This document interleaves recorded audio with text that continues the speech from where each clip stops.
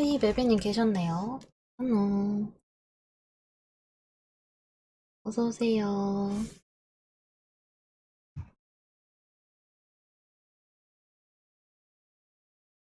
나 카톡으로 방송 알림 좀.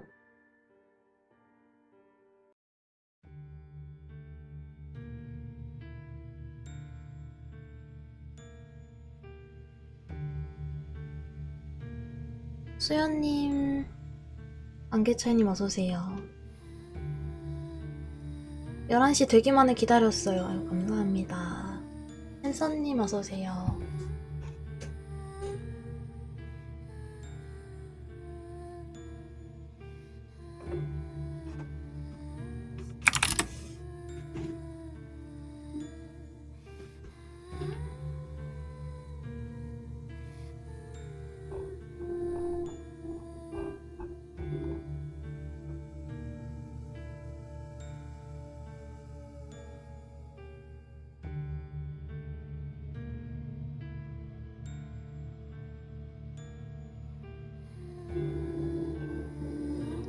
중량님 안녕.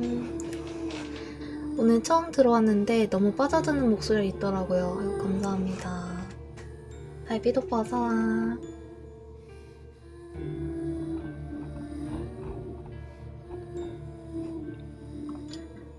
아이고 수연님 매드발룬으로 팬가입 감사합니다. 페나페나 안녕.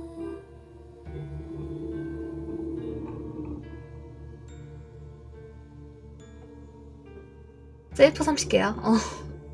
아니 나 그 뭐지? 쿠팡으로 뭐 사잖아. 그러면 애드벌룬을 모을 수 있잖아. 근데 뭐 이게 한꺼번에 들어와서 되게 오래됐는데. 다정님 어서오세요. 그래서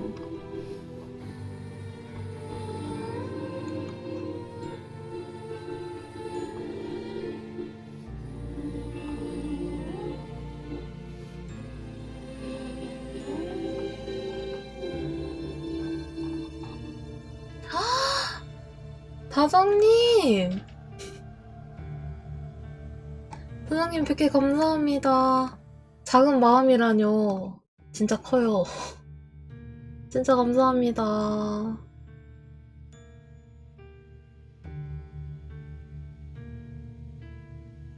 아이고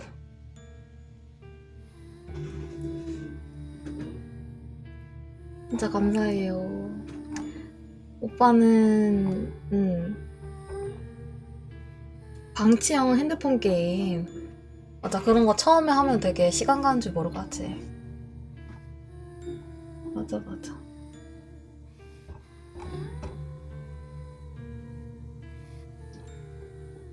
아니에요 너무 감사드려요.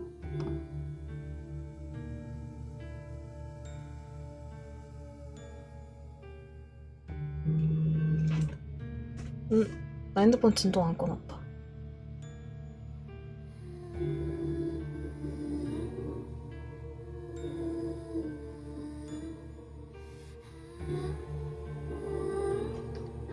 아이고 감사합니다.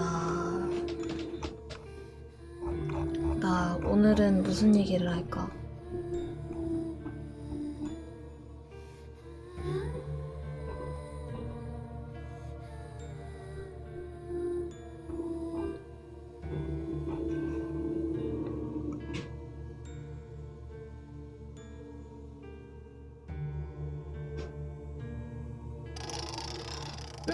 오빠 많이 감사합니다. 10분 연장. 고양이 이야기. 10분 연장 나왔네. 10분 연장. 유튜브 구독했어요. 아유 감사합니다. 근데 유튜브는 솔직히 업로드를 잘 안 하긴 하는데 감사합니다.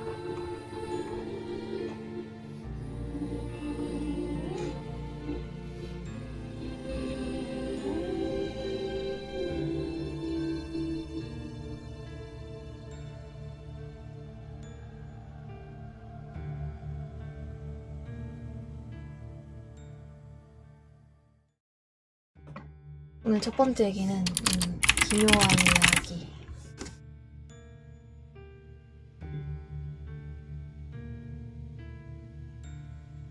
그리고 추천 감사합니다.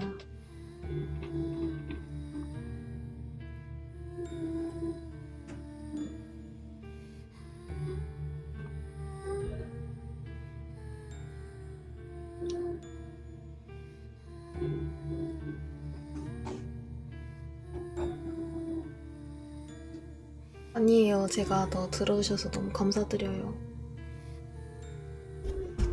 자, 그래서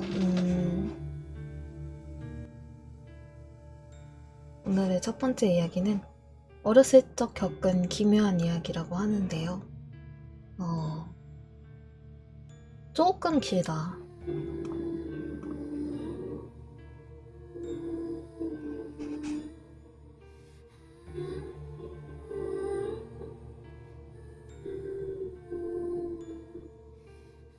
오늘은 딱딱 소리 안 나죠?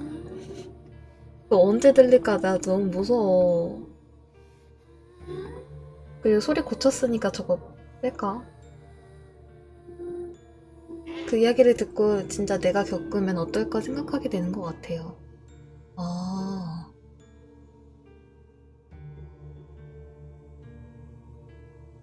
저도 약간 그런 거를 상상하면서 읽잖아요. 그러다 보니까 약간 이입이 되는 경우가 있는데 진짜 재밌는 것들은 그렇게 되더라고요.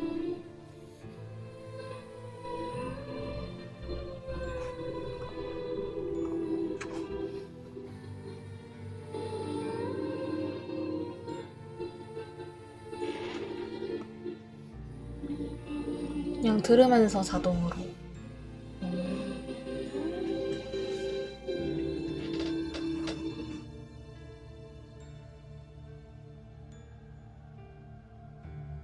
아, 생각해.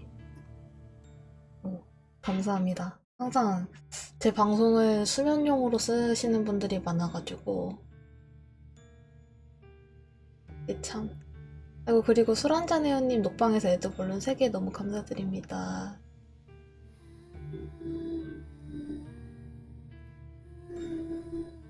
그러면 사실 근데 잠이 잘 오긴 그건 뭐 어쩔 수 없지. 어허.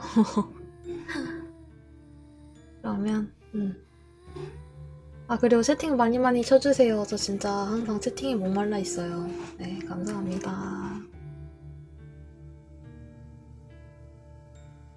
제가 수면 대표입니다. 중량님.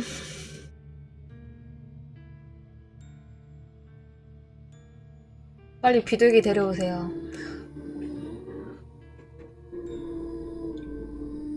그래서 기묘한 이야기 시작해야 되는데. 감사합니다.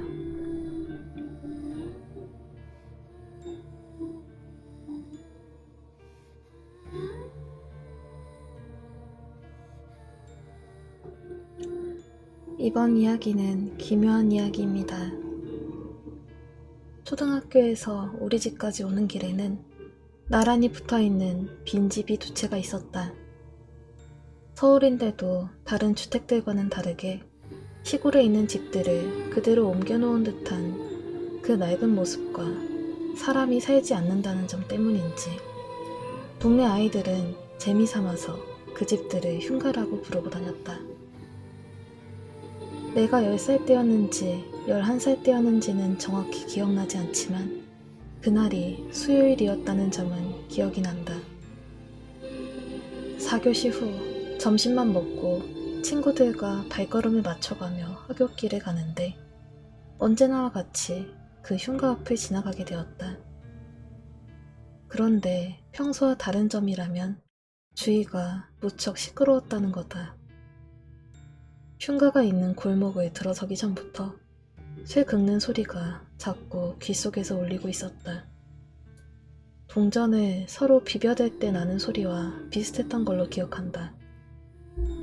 다른 친구 두 녀석한테 야, 오늘 너무 동네가 시끄럽네 라고 말을 해도 두 녀석은 그런가 보다 하는 얼굴로 쳐다볼 뿐이었다. 친구들은 이 이질적인 소리가 들리지 않았나 보다. 혹시 내 귀가 남들보다 좋은 건가? 하는 생각에 약간 으스대는 기분도 들었다. 흉가가 있는 골목에 들어서니 저만치 앞에, 그러니까 흉가가 자리하고 있을 골목 한복판에 웬 하얀 옷을 입은 사람이 쭈그려 앉아있는 게 보였다. 유독 그 쭈그려 앉아있는 사람 주위만 새하얗던 걸로 아직까지도 기억이 난다. 흉가에 다다를수록 쇠 긁는 듯한 소리는 점점 커지고 이상하게 입에서는 자꾸만 쓴맛이 느껴졌다. 하얀 옷을 입은 사람에게 가까워질수록 내 걸음걸이는 초조해지기만 했다. 그 걸음걸이가 이질적인 소리와 더불어 저 골목 한가운데에 앉아있는 사람에 대한 두려움인지 호기심인지는 잘 모르겠다. 아마도 호기심 쪽이 더 강했던 것 같다. 이윽고 발걸음이 흉가에 다다랐을 무렵 그 사람이 무엇을 하고 있는지, 왜 길바닥에 쭈그려 앉아 있었는지 육안으로 확인할 수 있었다. 하얀 옷을 입은 사람은 여자였다. 며칠은 감지 않은 듯 그녀의 머리카락은 한눈에 봐도 지저분하다는 느낌이 강하게 들었고, 아까부터 들려왔던 이질적인 소리는 그 여자의 손에서 들려오는 듯 했다. 걸음으로는 그녀를 지나가면서도 내 눈은 아래를 내리 쳐다보고 있었다. 이질적인 소리는 정확히 그녀의 손에서 들려왔다. 그녀는 칼을 갈고 있었다. 과도처럼 조그마한 칼이 아니라 그보다 날이 몇 배는 큰 칼을 그녀는 두 손으로 잡은 채 네모난 무언가에 비벼대고 있었다. 그런 광경을 처음 보는지라 그게 정말 칼을 갈고 있는 건진 모르겠지만 그 광경을 보고 나자 괜시리 머리카락이 쭈뼛쭈뼛 쏟아오르며 온몸에서는 식은땀이 났다. 조금이라도 빨리 이 여자 곁에서 멀어지고 싶다는 생각에 나는 걸음을 재촉하였고, 내 옆에 있던 친구들도 서로 제잘되며 내 걸음걸이에 맞춰주었다. 승용차 세대 길이만큼 떨어졌을까. 내가 본 게 정말인지 싶어 친구들한테 오늘 뛰었다. 사실 그 여자를 지나간 뒤로 귀에서 들려오던 이질적인 소리가 거짓말처럼 들리지 않아 갑자기 찾아온 정적이 두려워서 그랬는지도 모르겠다. 야, 방금 저 여자 칼 같은 거 갈고 있지 않았냐? 내 말에 두 친구 녀석들은 뭔 소리를 하는 거냐는 식으로 날 쳐다보았다. 여자? 무슨 여자? 여자가 있었나? 난 모르겠는데. 등골이 오싹해지고 다리가 떨렸다. 골목 한복판에 대놓고 앉아서 거짓 차림으로 회개망측한 짓을 하는데 그걸 못 볼 수가 있을까? 야, 봐봐. 지금 뒤에 웬 여자가... 말을 하며 돌아본 내 눈에는 어느새인가 뒤돌아 일어서서 이쪽을 지그시 쳐다보는 여자의 모습이 돌아왔다. 시력이 좋다고는 할 수가 없었다. 하지만 여자의 모습은 너무나도 선명하게 내 눈에 들어왔다. 남들보다는 2배는 큰 눈에 흰자위는 얼마 보이지도 않고 콧구멍은 크게 벌려 있으며 입을 해벌쭉 웃고 있었다. 마치 입김이 닿을 거리에 있는 것 마냥 그 모습이 자세하게 보였다. 그 여자와 눈이 마주쳤다고 생각한 순간 도저히 다음 말을 이어서 할 수가 없었다. 눈물은 핑 돌기 시작했고 이제는 걷다 못해 거의 달리다시피 그저 앞으로 가고 있을 뿐이었다. 그런 내 모습을 친구들은 어떻게 보았을지 모르겠지만 난 그 자리가 너무 무서워 혼자서 집으로 달려가기 시작했다. 골목을 빠져나오면 바로 집이다. 그럼 언제나처럼 집에서 할머니가 마중 나와 계실 것이다. 이런 생각을 하며 무언가에 쫓기듯 골목을 빠져나가려는데 골목 모퉁이 끝에서 낯익은 모습이 보였다. 할머니였다. 웬일인지 오늘은 할머니가 골목까지 마중을 나와 계신 게 아닌가. 평소와 같았으면 멀리서부터 할머니 하고 부르며 달려갔을 텐데 목이 잠긴 것 마냥 말을 할 수 없었다. 이상한 건 할머니와 가까워지려 할수록 발걸음이 무겁고 뭔가 내 가방을 뒤에서 붙잡고 있는 것처럼 몸이 앞으로 나아가지 않는 듯했다. 할머니 쪽에서도 달려나와 나를 붙잡고 껴안아 주시니 그제서야 몸이 가벼워지는 기분이 들었다. 더 이상한 건 할머니의 행동이었다. 평소와 같은 푸근하고 인자한 얼굴의 할머니가 아닌 마치 원수를 본 것 같은 얼굴을 하고 계셨다. 그리고 나를 껴안다 못해서 온몸이 으스러질 정도로 꽉 붙잡으신 채로 내 뒤쪽을 향해 아주 매섭게 눈을 뜨고 계셨다. 늙은 우리 할머니가 어디서 그런 힘이 나오는지 모르지만 온몸이 아플 정도로 껴안은 탓에 할머니 품에서 나는 울기 시작했다. 꽉 껴안아진 온몸이 아파서인지 아니면 안도하는 마음에 울었는지는 잘 모르겠다. 울면서도 할머니 손은 놓지 않고 꼭 잡은 채 집에 도착하였다. 대문에 들어선 후로 할머니는 분주하게 움직이기 시작하셨다. 다짜고짜 나보고 마당에 있던 진돗개 옆에 가만히 서 있으라고 하신 뒤에 자신은 집 안으로 들어가 손에 파란 통을 들고 나오셨다. 할머니는 통 안에서 하얀 무언가를 꺼내신 뒤에 대문 안 양쪽 끄트머리에 그것을 한 주먹씩 놓아두기 시작하였다. 그리고는 그 하얀 걸 대문에 몇 번 뿌리더니 나에게도 뿌리기 시작하였다. 하얀 가루의 정체는 소금이었다. 장례식장에 다녀온 아버지한테 할머니가 뿌리는 걸 보긴 했지만 막상 내가 당하고 있으니 왠지 모르게 또 울음이 터졌다. 그렇게 나도 소금에 절여지고 나서야 겨우 집 안에 들어갈 수 있었다. 집 안으로 들어가서도 할머니는 분주하셨다. 먼저 야간 일을 하느라 낮에는 주무시던 삼촌을 깨우시더니 오늘은 일 가지 말고 집에 있으라고 하셨다. 삼촌은 그게 무슨 소리냐며 대들었지만 할머니가 핏발을 세우고 언성을 높이시며 말씀하시니 삼촌도 이제 알겠다고 하셨다. 할머니도 그렇게 크고 무섭게 소리를 지를 수 있다는 걸 처음 알았다. 그 후 할머니는 삼촌에게 돈을 쥐어주며 시장에 가서 닭 2마리만 사오라고 시키신 뒤에 눈물 콧물 범벅이 된 내 얼굴을 씻겨주시고 이부자리를 펴주신 후에 나보고 오늘은 이만 자라고 말씀하셨다. 평소와 같으면 친구들과 온몸에 검댕이를 칠하며 놀 시간이지만 눈물을 빼고 난 뒤인지 몸이 피곤해서 할머니 말대로 자기 시작했다. 얼마나 잤을까. 맛있는 냄새가 나서 눈을 떠보니 할머니께서 식사 준비를 하고 계셨다. 또 점심을 먹나 싶어서 시계를 보니 벌써 오후 6시가 훌쩍 넘어 있었다. 아마도 저녁 식사인가 보다.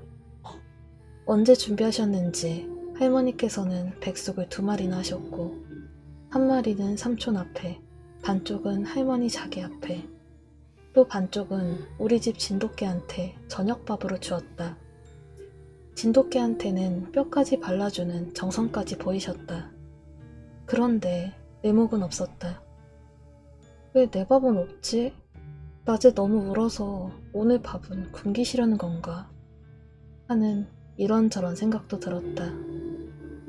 나도 밥 먹고 싶다고 말했지만 내일 되면 할머니가 피자니 통닭이니 사줄 테니까 오늘만은 굶으라고 말씀하셨다. 낮에 그렇게 울어댄 것 때문에 동네 창피해서 나를 벌 주시려나 보다 싶어서 또 방에 가서 혼자 울다가 지쳐 잠들었다. 중간에 밖이 너무 소란스러워 잠깐 깬 거 말고는 아침까지 줄곧 잠만 잤다고 생각했다. 하지만 다음 날 아침에 삼촌의 입에서 나온 얘기는 전혀 달랐다. 새벽 2시경 정도에 다짜고짜 내가 문 밖으로 나가려고 했다고 한다. 그때까지 뜬 눈으로 밤을 지새우시던 할머니와 삼촌은 무슨 일이냐고 묻기 시작하셨고, 나는 지금 대문 밖에 엄마가 와 있으니 빨리 문을 열어줘야 한다고 악을 쓰기 시작했다고 한다. 때마침 낯선 사람이 와도 짖지 않던 우리 집 진돗개가 목청 떨어지게 짖기 시작해서 삼촌은 소름이 다 돋으셨다고 한다. 할머니는 내 얘기를 듣고는 현관 밖으로 늑달같이 나가시고, 삼촌은 계속 나를 붙잡으시며 엄마와 아빠는 지금 외가에 가 계신다고 네가 잘못 들은 거라고 말하셨지만, 그럼에도 나는 계속 악을 쓰면서 빨리 문을 열어줘야 한다고 엄마가 추워서 울고 있다고 떼를 썼다고 한다.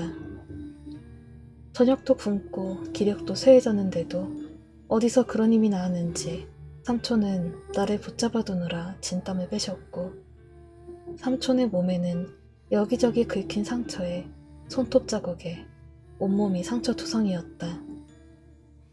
게다가 삼촌은 나를 붙잡아두시는 사이에 계속 귓가에 쇠를 긁는 듯한 소리가 들려 머리가 아파 혼나는 줄 알았다고 하셨다. 그때까지 삼촌의 말을 장난으로만 듣던 나는 그 말을 듣자 어제 일이 떠올라 또 눈물이 핑 돌기 시작했다. 내 발작이 어떻게 해서 멈췄는진 모르지만 삼촌의 말에 따르면 할머니가 밖으로 나가신 뒤 20분 동안 큰 소리로 누구와 싸우고 있는 듯 보였다고 한다. 그 사이에도 강아지는 짖는 걸 그치지 않고 계속해서 크게 울어대고, 그에 맞춰 나도 마지막 발악이라는 듯이 더 억세게 몸부림을 쳤다고 한다. 그리고 할머니가 다시 집 안으로 들어오셨을 때에는 난 언제 그랬냐는 듯이 편안한 얼굴로 다시 잠들기 시작했고, 그제서야 삼촌도 한숨 놓았다고 한다. 삼촌에게 새벽에 있었던 얘기를 듣고 거실로 가니 할머니는 별일 없었다는 듯이 아침상을 준비하고 계셨다. 그러다가 방문에 나온 나를 보시고 우리 애기 밤에는 잘 잤나 하시는데, 순간 그 모습이 뭐랄까 너무 커다랗고 따뜻하게 느껴져서 왠지 모르게 그 자리에서 또 펑펑 운 것은 아직도 기억이 난다.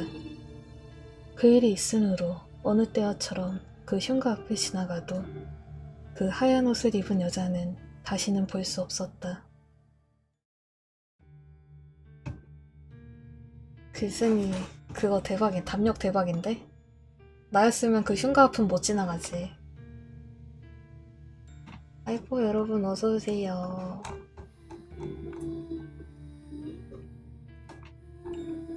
훈이님, 다운이님, 티봉님, 쿠라브님, 번두님, 수혜님, 마이크투유님, 라빈님, 매니저님, 이도희님,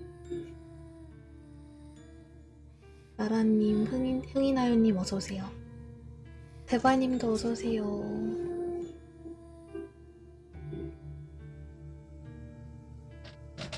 추천 감사합니다. 밥 굶기는 할머니가 있다?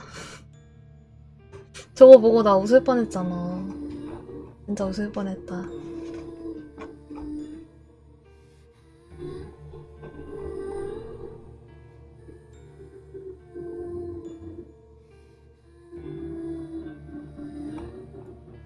사소님 어서오세요.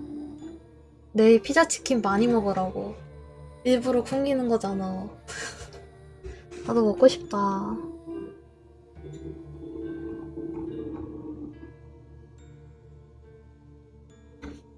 나도 먹고 싶어. 원래 굶으면 더 못 먹던데. 아 맞아. 라퐁님 어서오세요. 사줄까? 안돼. 달빛님 어서오세요. 나 지금 그 뭐지?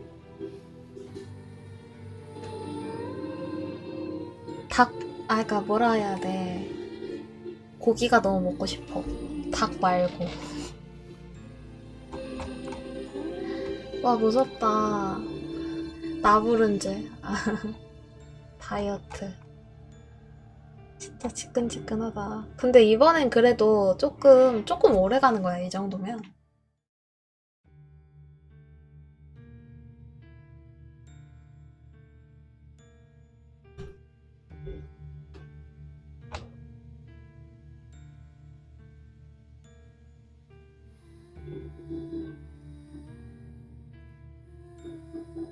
맛있어. 아이, 감사. 사이다님 어서오세요.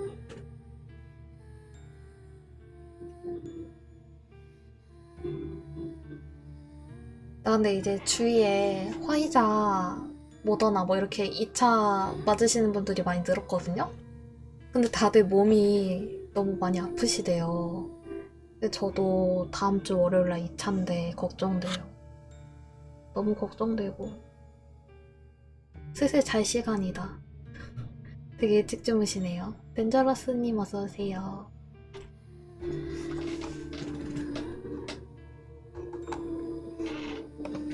은하.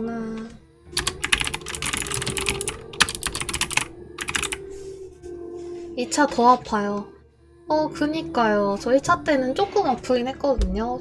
좀, 뭐라고 해야 될까. 맞은 데가 좀 아팠다고 해야 되나? 그런 게 있었는데. 어제 늦게 잤고 내일 시험이라서. 아, 그러시구나. 무슨 시험 보세요?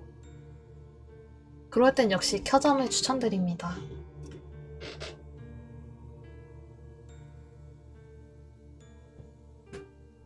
오신 분들 추천 한 번씩 부탁드릴게요. 맞아요. 잘 보세요. 화이팅.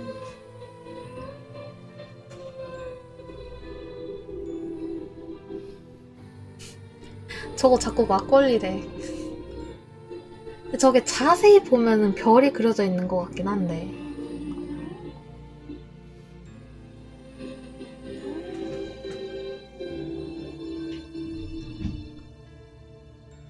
맞다, 님들. 저 내일 살면서 처음으로 네일 아트 받으러 가요. 일성 막걸리.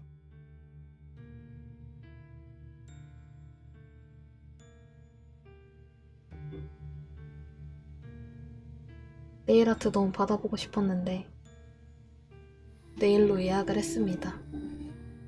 저거 봐, 취했어. 귀여워. 제가 해드린. 노노노.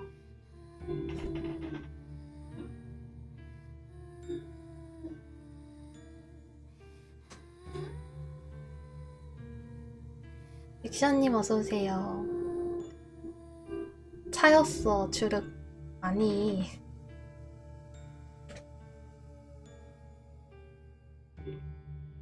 봐봐. 그냥 해준대잖아요.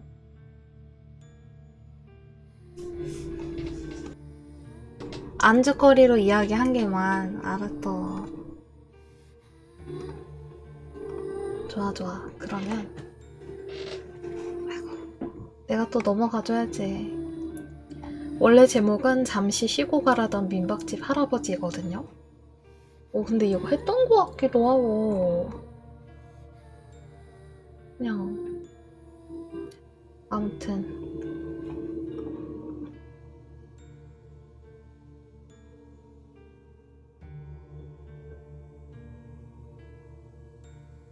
이번 이야기는 민박집 할아버지입니다. 저희 집은 아버지의 직업 특성상 이사를 자주 다녀야 했어요. 이 이야기는 저희 가족이 여러 지역을 다니다가 어느 섬에 거주할 때 아버지의 동료분께서 겪은 이야기입니다.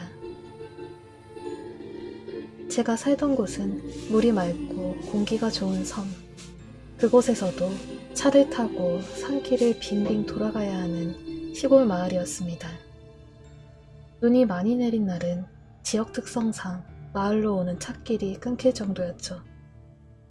그럴 땐 어른들이 2인 1조씩 팀을 짜서 돌아가면서 썰매를 끌고 아랫마을까지 내려가서 물건을 사오곤 했어요. 그날은 아버지 동료분의 차례였다고 합니다. 그분을 편의상 아저씨라고 부를게요. 그날도 마을에 눈이 많이 왔대요.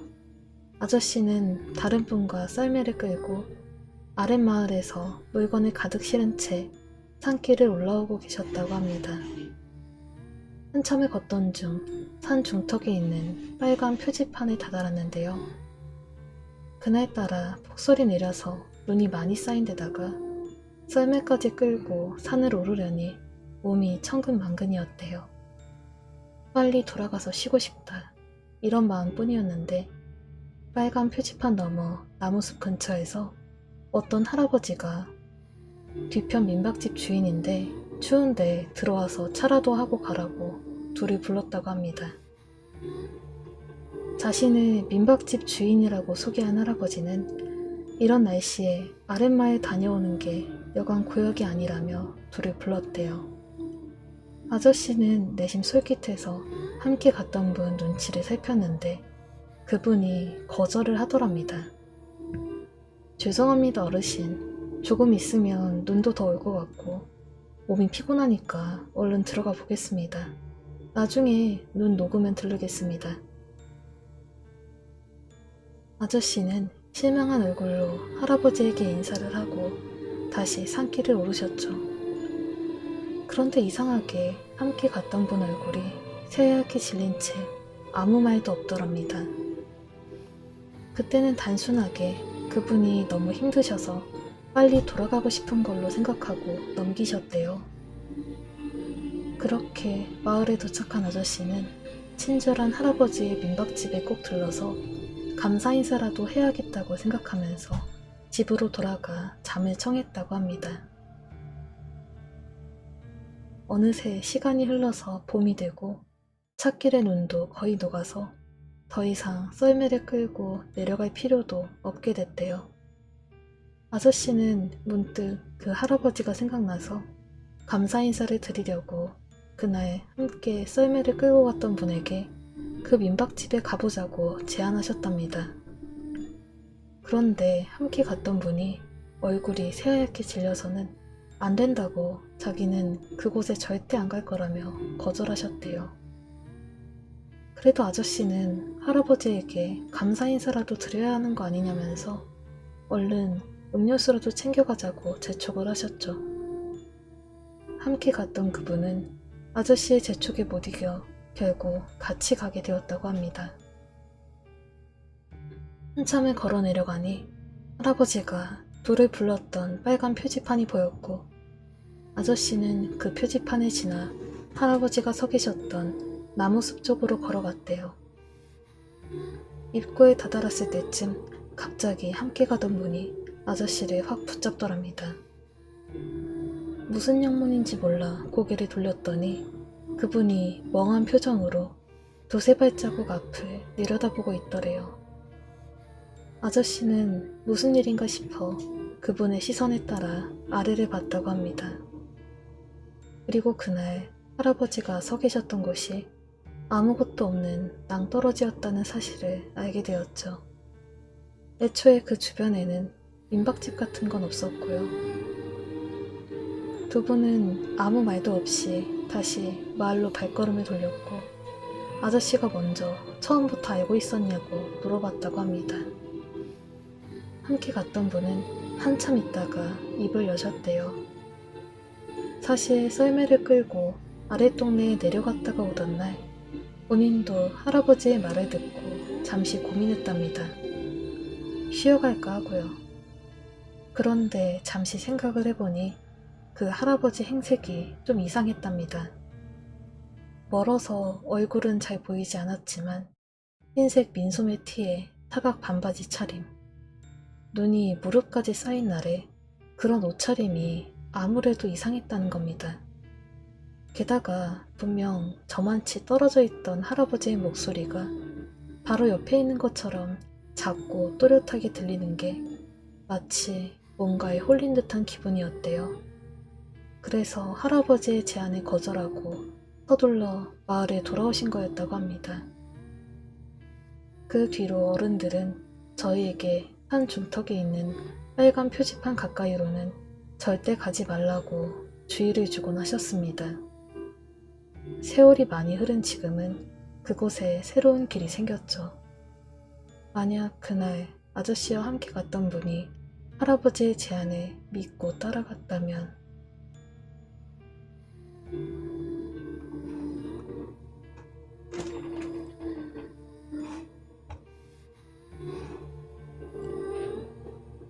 꾸루룩님, 까만별님, 큐킹님, 항상님 어서오세요.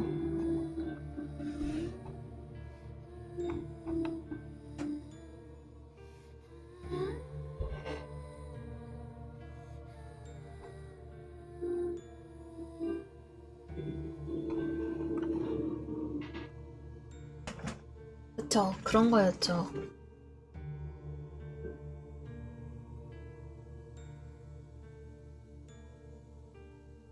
원희님 어서오세요. 역시 바루님 어서오세요. 다음 얘기는 약간 시체 얘기인데 앞에 그런 게 써있어요. 상황 묘사가 매우 불쾌할 수 있으니 주의를 바랍니다. 근데 제가 이렇게 쫙 읽어봤는데 그렇진 않은데 산에서 만난 사람은 함부로 믿으면 안 되겠군요. 그게 그렇게 되나? 이게 살짝 징그러울 수 있다는 소리긴 한데 네. 제 기준 그렇게 징그럽진 않은데 아이고 추천 감사합니다.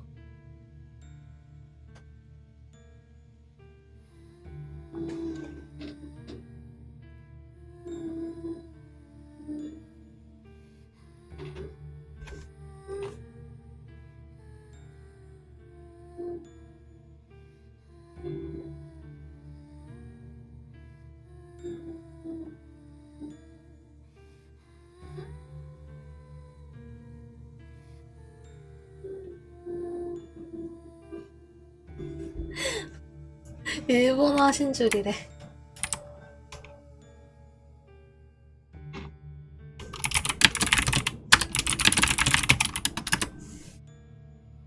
이쿠타님 어서오세요.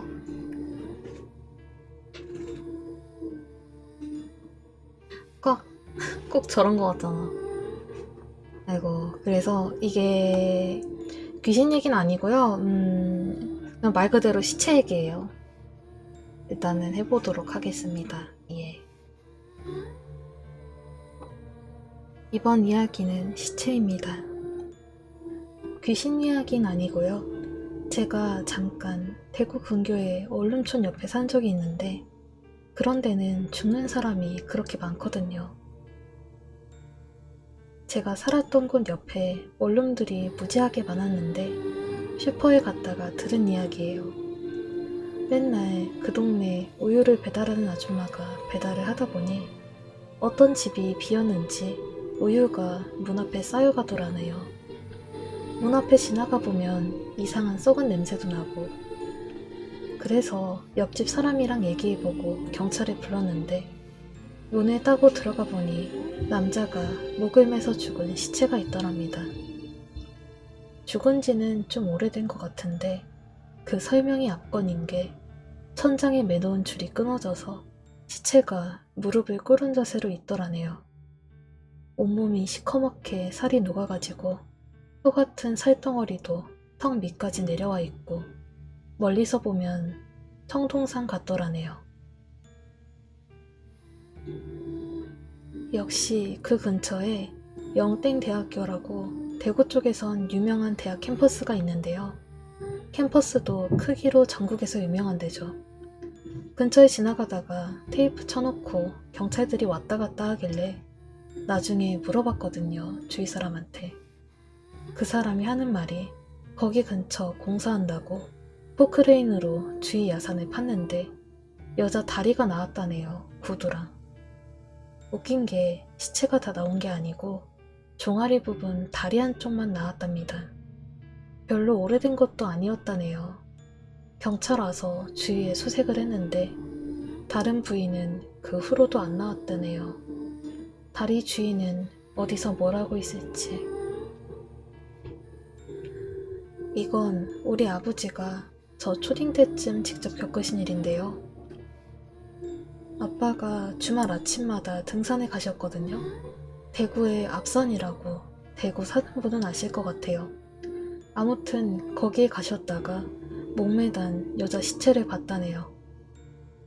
아직 좀 어둑어둑한 겨울 새벽에 오르막길을 천천히 올라가고 있는데 멀리 나무에 이상한 게 보여서 뭔가 하고 계속 쳐다보면서 가까이 가셨대요.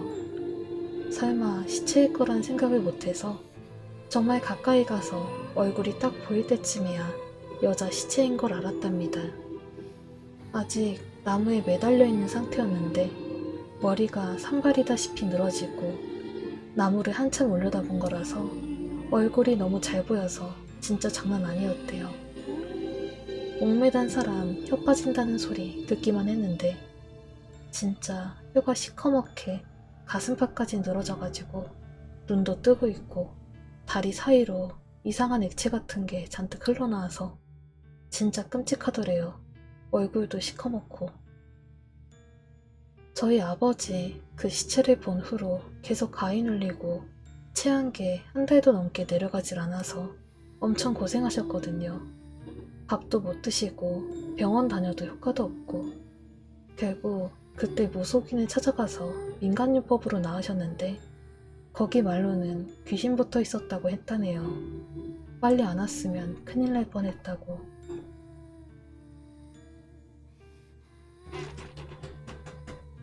다정님 리리, 혜성님, 메비님 어서오세요.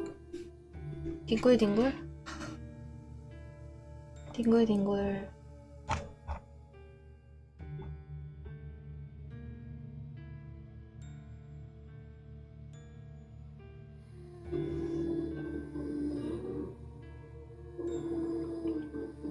내 방송 보면서 뒹굴대는 맛이 있다고? 나도 뒹굴대는 맛을 알고 싶다.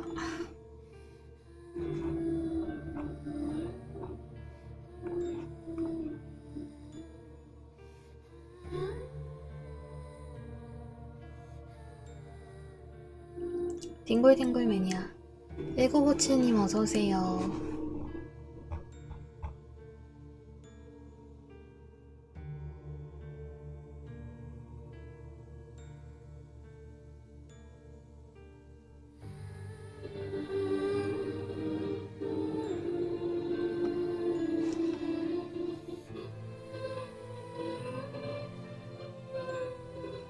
이거는 할까 말까 생각을 하다가 가져왔습니다. 추천 감사합니다.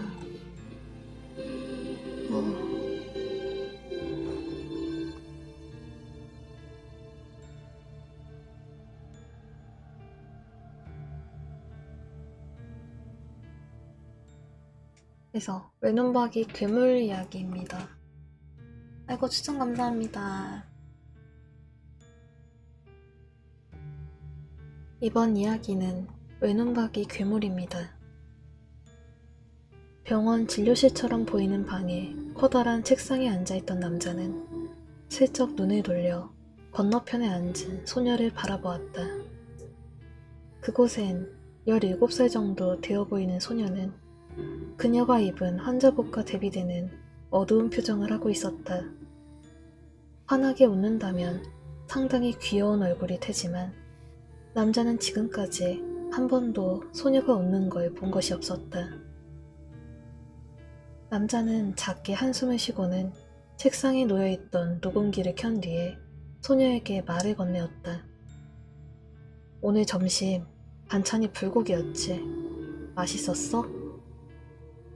남자의 말에도 소녀는 아무런 대답을 하지 않았다. 난 맛있게 먹었는데 소영이는 어때? 소영이라 불린 소녀는 여전히 고개를 숙이고 있을 뿐 대답이 없었다. 남자는 머리를 긁적이곤 녹음이 잘 되고 있는 걸 확인한 뒤 조심스레 말을 이었다. 난 지금 소영이를 도우려고 하는 거야. 소영이가 이렇게 아무 말도 안 하고 있으면 내가 도와줄 수가 없어. 소영이도 이제 이 답답한 곳에서 나가고 싶지. 학교도 다시 다니고 친구들이랑도 만나고 그러고 싶잖아. 그 말에 소영이는 천천히 고개를 들었다. 그러려면 내가 물어보는 거 솔직하게 대답해줘야 돼. 내 말 이해하지? 소영은 고민하는 듯 하다가 아주 희미하게 고개를 끄덕였다. 그 모습을 확인한 남자는 옅게 미소를 짓고는 조심스레 질문을 던졌다. 그날 소영이네 가족들한테 있었던 일 이야기해줄 수 있을까? 이미 질문을 알고 있었던 소영은 크게 동요하지 않았다. 다만 괴로운 기억인 듯 소영이가 입을 열기까지는 다소 시간이 필요했다. 엄마는 설거지를 하고 있었어요. 동생은 아빠랑 같이 TV를 보고 있었고요. 저는 제 방 침대에서 책을 읽고 있었어요. 소영은 어렵게 그날 밤 일을 이야기하기 시작했다. 책을 읽다가 깜빡 잠이 들었었나 봐요. 깨어보니까 방 안이 캄캄했어요. 정전이라도 된 것처럼요. 저는 무서워져서 엄마를 찾아서 거실로 나가려고 했죠. 남자는 조용히 소영의 말에 귀 기울이고 있었다. 아무것도 보이지 않아서 바닥을 더듬으면서 거실로 향했어요. 엄마를 불렀지만 대답은 없었어요. 저는 무서워서 울음이 나올 것 같았죠. 간신히 거실로 기어나오니까 그제서야 희미하게 보이기 시작했어요. 그런데 그때 더듬거리던 제 손에 뭔가 닿았어요. 소영은 그때의 감촉이 생각나는 듯 작게 몸을 떨고 말을 이었다. 창문으로 들어온 희미한 달빛으로 그게 뭔지 간신히 볼 수 있었어요. 제가 만진 그건 잘려진 동생의 머리였어요. 소영의 눈에서 눈물이 흘러내리기 시작했다. 저는 동생의 이름을 부르면서 비명을 질렀어요. 어찌해야 할지 몰라서 울면서 엄마와 아빠를 찾았죠. 그리고 얼마 안 가서 아빠를 발견했어요. 동생의 몸과 같이 소파에 앉아있는 머리가 없는 아빠를요. 소영의 목소리는 심각하게 떨리고 있었다. 하지만 남자는 그런 소영을 심각한 얼굴로 바라보기만 할 뿐이었다. 그 자리에 주저앉아 울고 있는데 주방 쪽에서 무슨 소리가 들려왔어요. 저는 엄마가 주방에 있을지도 모른다는 생각을 했죠. 무서웠지만 그대로 자리에서 일어나 주방으로 갔어요. 거기엔 남자는 소영의 다음 말을 듣기도 전에 한숨을 쉬며 눈을 감았다. 괴물이 있었어요. 소영은 목이 메이는 듯 침을 한번 삼키고는 이어서 말했다. 괴물이 엄마 목에 칼을 꽂아넣은 채 저를 보면서 웃고 있었어요. 어두웠지만 귀까지 찢어진 입이랑 하나밖에 없는 커다란 눈은 볼 수 있었어요. 믿기 힘들겠지만 진짜예요. 제 두 눈으로 똑똑히 봤다고요. 그 괴물은 저를 똑바로 쳐다보면서 엄마의 목에 칼을 깊게 쑤셔넣고 있었어요. 그리고 제가 비명을 지르니까 엄마를 내팽겨치고 무서운 속도로 제게 달려왔어요. 그 이후로는 생각이 안 나요. 그게 제가 아는 전부예요. 상당히 격양된 듯 보였지만 소영은 비교적 차분하게 말을 마쳤다. 그래, 이야기해줘서 고맙다. 남자는 실망한 채로 녹음을 멈추고 테이프를 빼내었다. 그리곤 오늘의 날짜를 적어넣은 뒤 서랍을 열어 그 안에 테이프를 넣었다. 서랍 안에 들어있는 테이프들에는 모두 오늘 녹음된 것과 크게 다르지 않은 소영이의 이야기들이 담겨 있었다. 오늘도 달라진 건 없군. 속으로 그렇게 중얼대며 새 테이프를 넣은 남자는 소영에게 몇 번이고 했던 이야기를 다시 꺼내었다. 그런데 말이야, 지금 소영이가 해준 그날 이야기 사실과는 좀 달라. 소영인 모르겠지만 지금 소영이의 정신이 조금 불안정하거든. 지금 소영이가 먹고 있는 약도 그걸 고치기 위한 약이고, 소영이는 어느새 눈물이 그치고 다시 처음과 같이 고개를 숙이고만 있었다. 그날 일을 정확히 기억할 수 있어야 여기서 나갈 수 있어. 하지만 소영의 입은 다시 열리지 않았다. 남자는 진지한 표정으로 소영을 바라보며 입을 열었다. 그날 밤 소영이가 봤다는 괴물은 실제로 존재하지 않아. 괴물은 소영이의 상상이 만들어낸 허상이야. 그걸 인정해야 돼. 남자는 가만히 소영을 지켜보았다. 소영은 여전히 아무런 대꾸 없이 고개를 숙이고만 있었다. 그 모습에 남자는 한숨을 쉬며 손을 뻗어 녹음기의 전원을 껐다. 그리고 크게 심호흡을 한 뒤 소영에게 말했다. 다시 이야기해줄게. 그날 소영이네 집에 괴물은 없었어. 괴물은 처음부터 존재하지 않았다고. 괴물이란 건 다 소영이의 상상이 만들어낸 거야. 그날 소영이의 가족들을 죽인 건 괴물이 아니라. 소영이의 몸이 다시 떨리는 걸 보며 남자는 단호하게 말을 이었다. 소영이 너야. 소영의 몸은 이제 안쓰러울 정도로 떨리고 있었다. 현실을 인정해야 돼. 그날 가족들을 죽인 건 괴물이 아니라 소영이 너야. 네가 칼을 들고 너희 엄마와 아빠, 동생을 잔인하게 죽인 거라고. 정신착랑 때문에 괴물이 한 짓이라고 굳게 믿으면서 말이야. 소영은 더는 버티지 못하고 끔찍한 비명을 지르며 발작을 일으키기 시작했다. 진정제를 맞고 잠이 든 소영을 확인한 남자는 한숨을 쉬며 자신의 자리로 돌아와 생각에 잠겼다. 소영이의 상태는 처음과 비교하여 큰 변화가 없었다. 소영은 여전히 괴물들이 가족들을 죽였다고 이야기하고 있었다. 처음에는 일주일 정도면 충분할 거라 생각했는데 벌써 2주가 훌쩍 지났다. 이제 더는 시간을 지체할 수 없었다. 환각제의 투여량을 늘려서라도 소영 자신이 살인을 저지른 거라 믿게 만들어야 했다. 단순히 경찰에 잡히지 않기 위한 대처를 치고는 상당히 번거로운 일이었지만 순수한 어린아이를 가족들을 살해한 정신 이상자로 만드는 과정은 그 자체로 매우 즐거웠다. 쉽게 말해 재미도 보고 자유도 보장받는 일인 것이다. 물론 예정보다 더 길어진다면 문제가 발생할 수 있기에 이제는 정말 서둘러야 했다.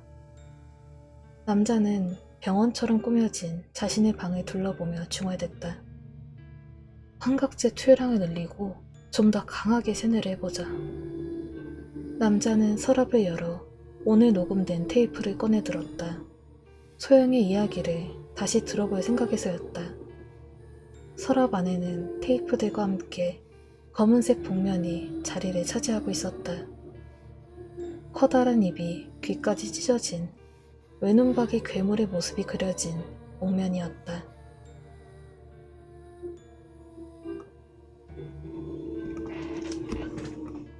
아이고, 추천 감사합니다.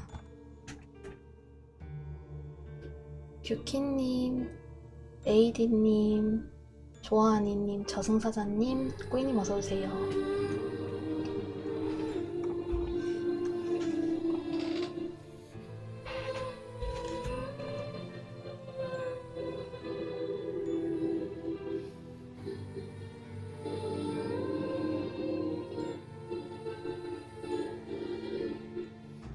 이거 결국엔 그거잖아. 그 남자가 그냥 살인자였다는 거죠. 벌써 12시 2분 전.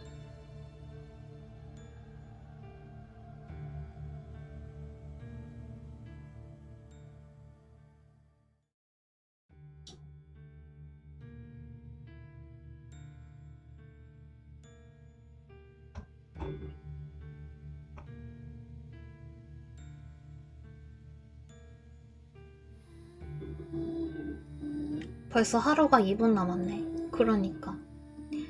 녹차밥 번나무님 어서오세요.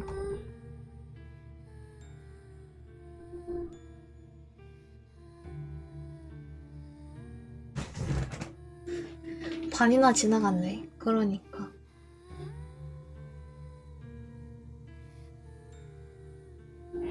반밖에 안 남았네. 그거는 그렇네.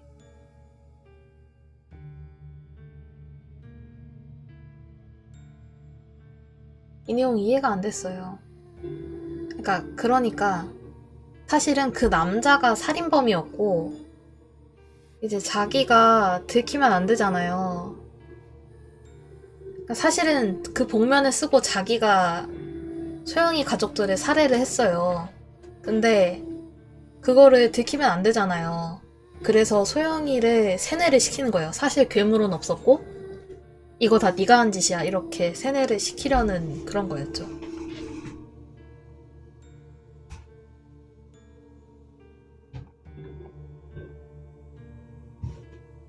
아하 아하.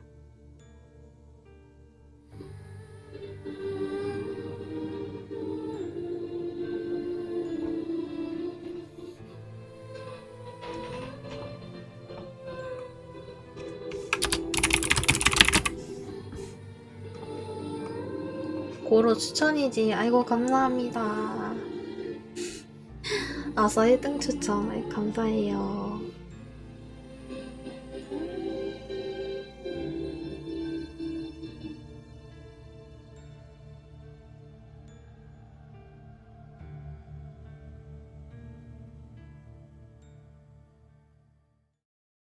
아이고 추천 감사합니다. 그럼 다음 이야기는 이웃 아저씨라는 얘기고요. 퓨마님 어서오세요.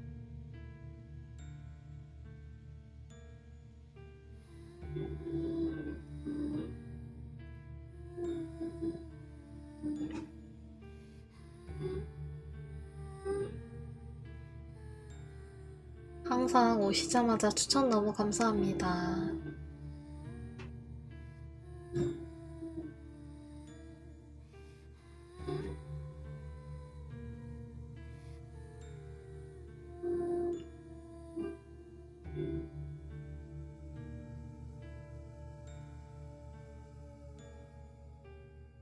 오빠 이제 졸리다. 저렇게 오타가 나기 시작한다는 거는 졸리다는 거야.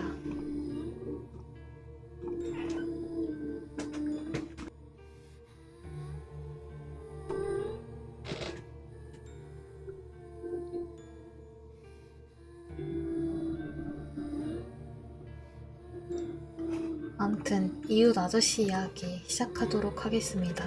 아냐 진짜로? 폰이 아직도 어색해. 그래서 오키. 이번 이야기는 이웃 아저씨입니다. 난 어릴 때부터 보던 이웃집 아저씨가 있었다. 항상 성실하고 잘생기고. 아이고 감사합니다. 진짜로. 5분 연장 추가. 5분 연장 다시 10개 됐어. 와 진짜 많이 모았다. 그치. 아까 보낸 건데 왜 지금 가니? 괜찮아.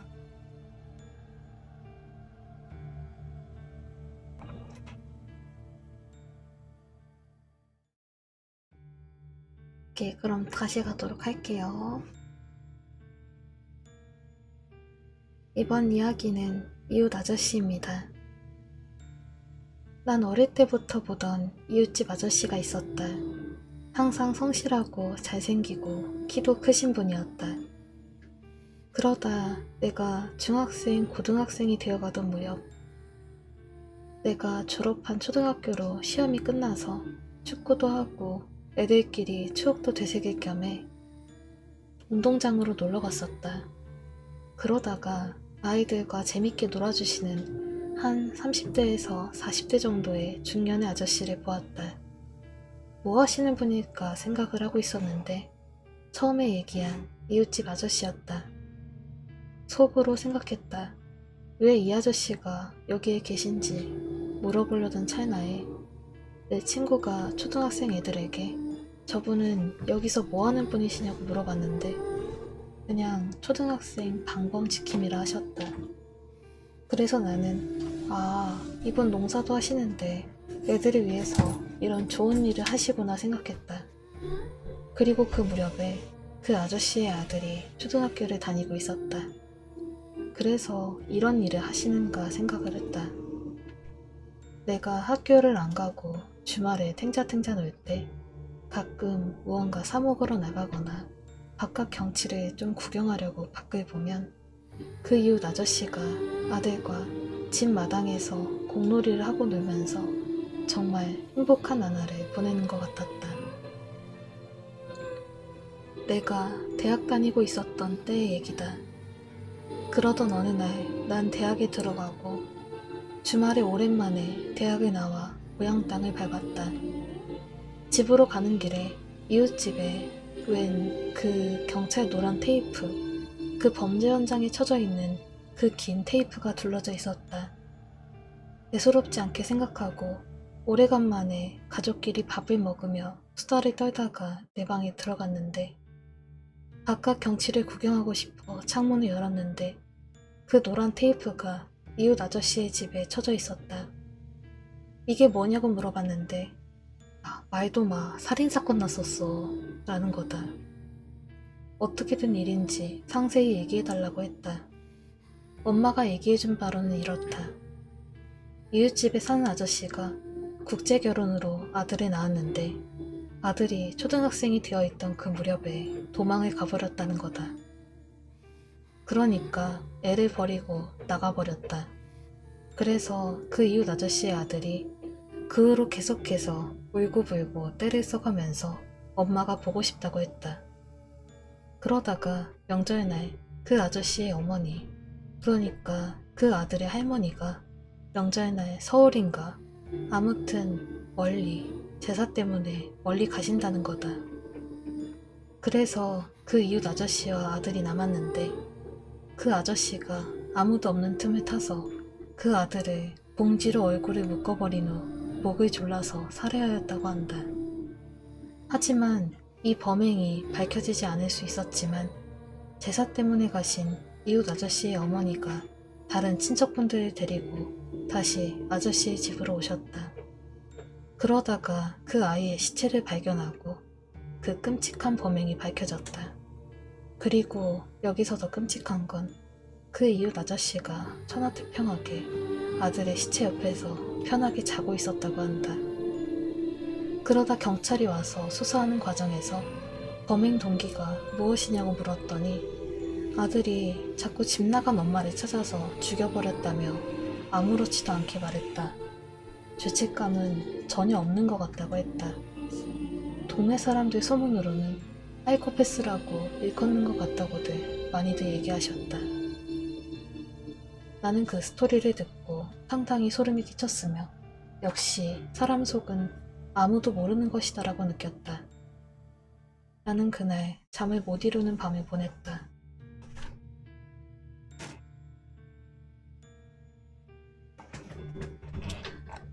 오, 하디쇼 떴다. 저거 캡처를 할게요.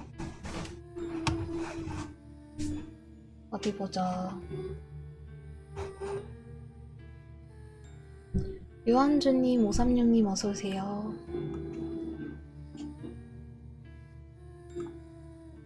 저장.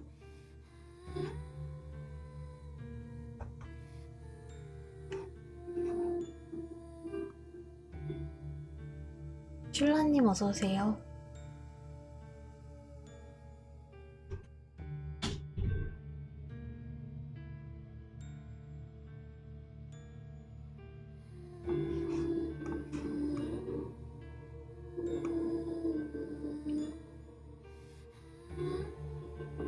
오프게이트님 어서오세요.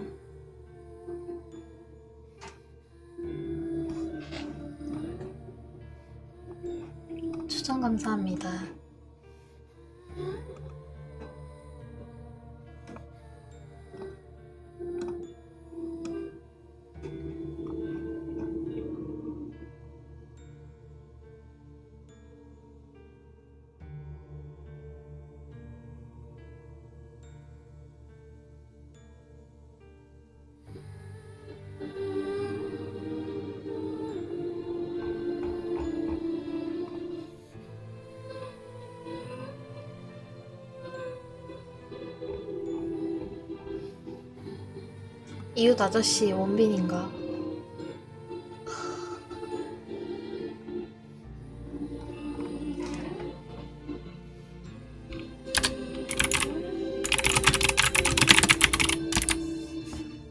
다음 얘기는 조금 짧지만 그냥 마음에 들어서 가져왔습니다.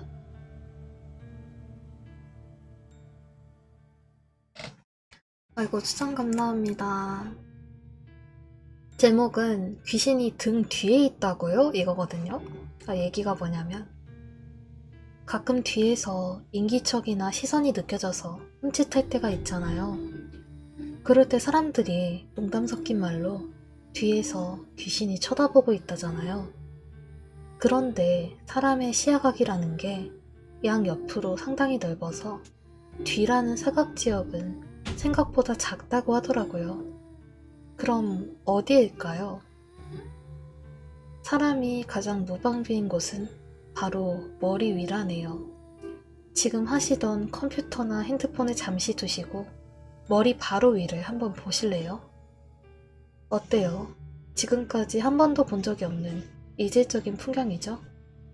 그만큼 사람이 머리 바로 위에 대해서는 무방비라고 합니다.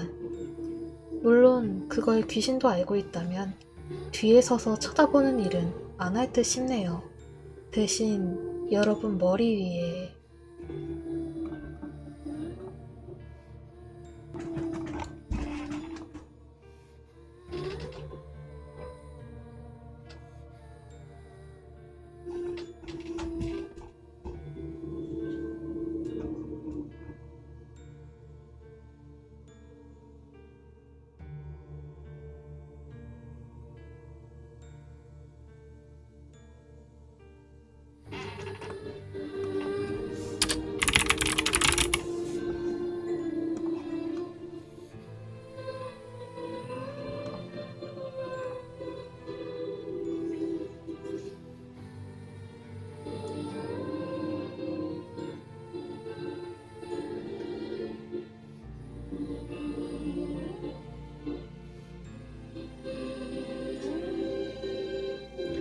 다음 이야기는 신문 배달할 때 겪은 일이라고 합니다.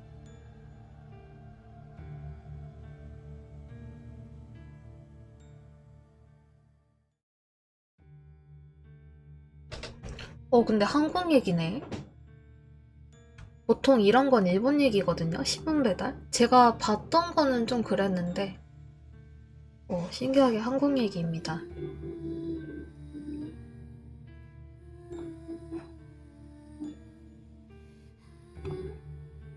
이번 이야기는 신문 배달입니다. 1년 동안 신문 배달 알바를 하면서 기묘한 일을 3번 겪었다고 했는데 이번엔 그중 2번째 일을 소개하고자 합니다. 제가 돌렸던 신문 종류는 조중동을 비롯한 일간지와 스포츠지, 그리고 경제지가 주류였습니다. 신문을 받아보시거나 한 번쯤 읽어보시는 분들은 알겠지만 조중동 같은 신문들은 스포츠지나 경제지 같은 신문들보다 배는 두껍습니다. 거기다 일요일은 일간지가 쉬고 토요일은 대체적으로 얇게 나오기 때문에 그 반동으로 금요일 날은 평소보다 훨씬 두꺼워서 신문을 실은 손수레의 무게 차이도 꽤나 납니다. 그것 때문인지는 모르겠지만 금요일과 토요일 마치고 집에 들어오는 시간 차이가 좀 나더군요. 빌라나 아파트 같은 경우에는 보통 신문 주머니에 넣거나 그냥 대문 앞에 놔둡니다. 간혹 가다가 아파트 대문 아래쪽에 우유 투입구가 있는 집들 중에는 그 안에 신문을 말아 넣어달라고 요청하는 경우도 종종 있습니다만 요즘 세상이 하도 흉흉해서 그런지 우유 투입구가 있는 빌라나 아파트가 거의 없더군요. 상가 같은 경우에는 보통 2가지 형태로 신문을 놔두는데 첫 번째로는 신문을 접어서 저 손잡이에 꽂아주는 겁니다. 2번째 형태는 저 사진처럼 보통 상가의 문 아래쪽을 살펴보면 바닥과 딱 붙어있지 않고 여분의 공간이 있는 곳이 있습니다. 그곳을 통해서 신문을 안으로 밀어넣는 거죠. 보통 상가 주인들은 두 번째를 선호합니다. 첫 번째 방법으로 신문을 놔두면 간혹 가다가 지나가는 사람들이 그냥 쓱 하고 집어가는 경우도 종종 있거든요. 그럴 때마다 까먹은 거 아니냐고 지부에서 전화가 한 번씩 오면, 여하튼 요번에 겪은 두 번째 기묘한 일도 이러한 상가에서 일어났습니다. 정확히 말하면 동네 조그마한 상가 1층에 위치한 식당이었죠. 그 식당을 지금부터 미소식당이라고 하겠습니다. 그날은 금요일이었습니다. 제가 요일을 기억하는 이유는 그 미소식당의 바닥과 문틈 사이가 애매하게 좁아서 평일 일간지를 밀어넣을 때 상당히 조심스럽게 낑낑대면서 밀어넣었기 때문입니다. 하물며 평일 중에 가장 신문이 두꺼운 금요일이라면 말할 것도 없겠죠. 여름같이 무덥고 불쾌지수가 높은 날, 저기로 신문이 잘 안 들어가거나 실수로 살짝 긁혀서 신문이 조금 찢어지기라도 하는 날에는 저도 모르게 욕이 나왔습니다. 그래서 한 번은 저 편하자고 신문을 미소식당 가게 문에 꽂아줬는데 한 3주간은 별말이 없다가 갑자기 신문이 안 들어왔다고 지부장님께서 전화가 온 적이 있습니다. 저는 분명히 꽂았다고 말을 했고 아마 지나가는 사람이 집어간 거라고 말씀을 드렸더니 그 식당에서 다음부터는 원래 그랬던 것처럼 식당 문 아래로 밀어넣어 달라고 하더군요. 별 수 있나요? 아주 조금 짜증나지만 알았다고 했습니다. 그래서 다시 쪼그려 앉아서 낑낑대며 신문을 밀어넣었죠. 그러다가 어느 금요일이었습니다. 그날도 마찬가지로 저 식당 문틈과 씨름을 하러 향했죠. 사실 깜깜한 새벽에 불 꺼진 1층 상가들을 돌아다니는 것도 꽤나 기묘한 느낌이 듭니다. 특히 식당들은 물과 음료수를 보관하는 냉장고는 켜놓을 수밖에 없기 때문에 깜깜한 식당 안에 푸르스름한 냉장고 불빛이 새어나오면 알긴 모르게 찝찝한 느낌을 느낄 수 있죠. 미소식당도 그러한 식당 중에 하나였습니다. 이러한 미소식당 문 앞에 자리 잡고 쪼그려 앉아서 평소처럼 신문이 안 긁히게 조심조심 하면서 밀어넣으려고 낑낑대던 중이었습니다. 신문의 30% 정도를 낑낑대면서 밀어넣었었는데 갑자기 안에서 뭔가 가게 안에서 신문을 잡아당기는 것처럼 신문이 쑥 하고 문틈 사이로 들어갔습니다. 평소에 그랬던 적이 한 번도 없었기 때문에 저는 헉 하고 숨을 삼켰습니다. 그러고선 쪼그려 앉은 그 상태 그대로 미소식당 가게 문을 응시할 수밖에 없었습니다. 사실 본능이라고 할 수 있겠네요. 가게 안에 무엇이 있는지, 그리고 무엇 때문에 신문이 쑥 하고 빨려 들어갔는지 궁금했거든요. 미소식당 가게 문은 아래쪽 반은 불투명 유리이고 위쪽 반은 투명 유리라서 쪼그린 상태의 저의 시선으로는 물체의 자세한 모습까진 보이지 않습니다만 대략적인 형태와 그 물체가 무엇이다 정도까지는 알아볼 수 있었습니다. 거기다가 미소식당 안에서 은은하게 흘러나오는 냉장고 불빛이 그것을 도와주었죠. 그때 불투명한 유리 너머로 보이는 건 사람이 웅크린 듯한 거무스름한 형체였습니다. 그걸 본 저는 식당 주인이 안에 계시나 보다 라고 생각을 했었죠. 그러고선 일어났습니다.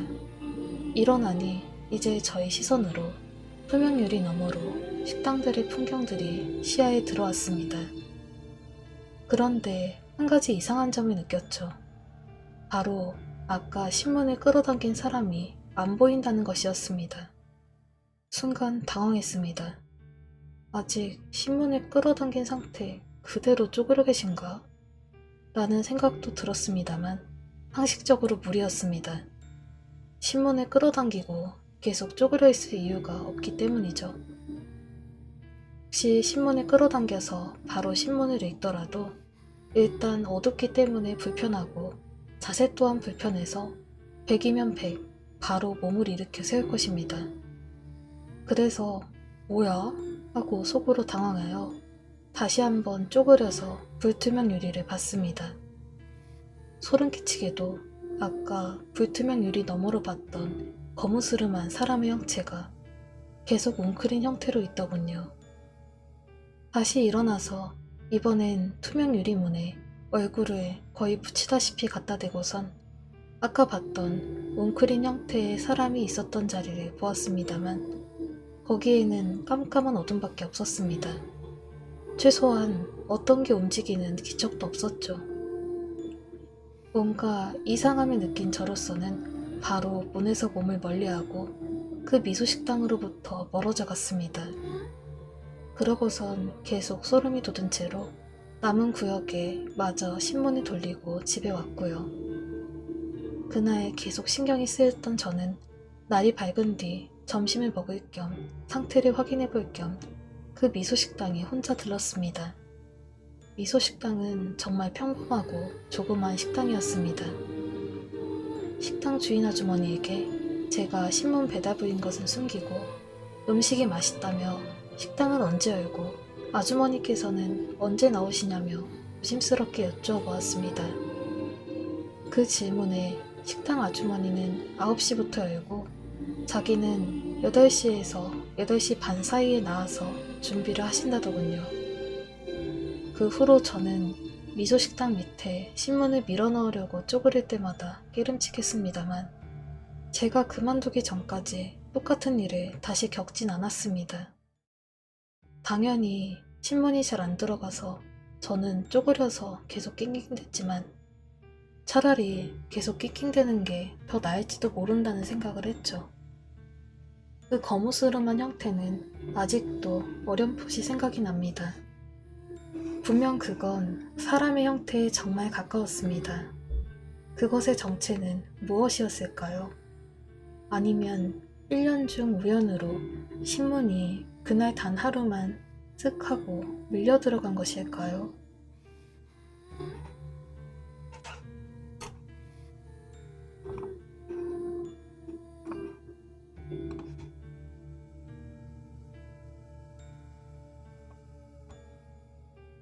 아이고, 리퍼님, 효동님 어서오세요. 바나나님 어서오세요.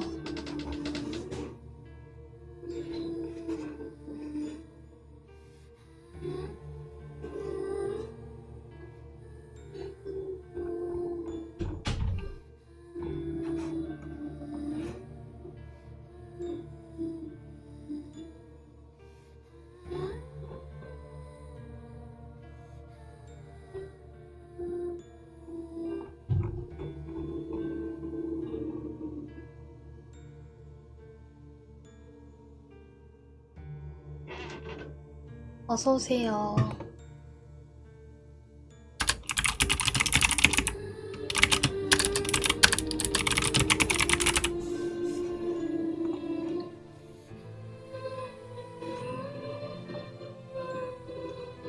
오늘도 벌써 20분이네. 님들 얼마 안 남았어요. 퍼프게이트님 안녕하세요.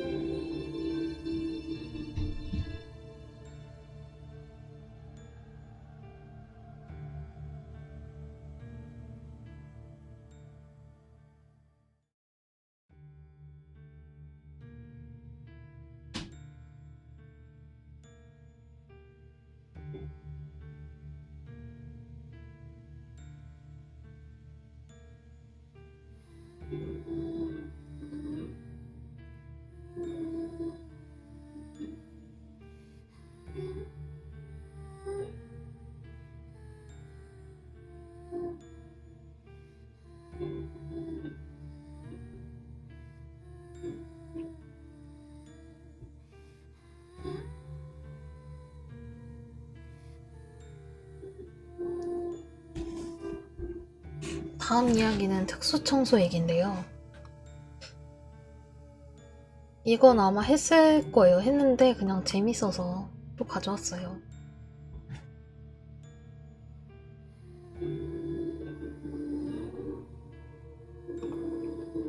이번 이야기는 죽은 고양이를 청소하다입니다.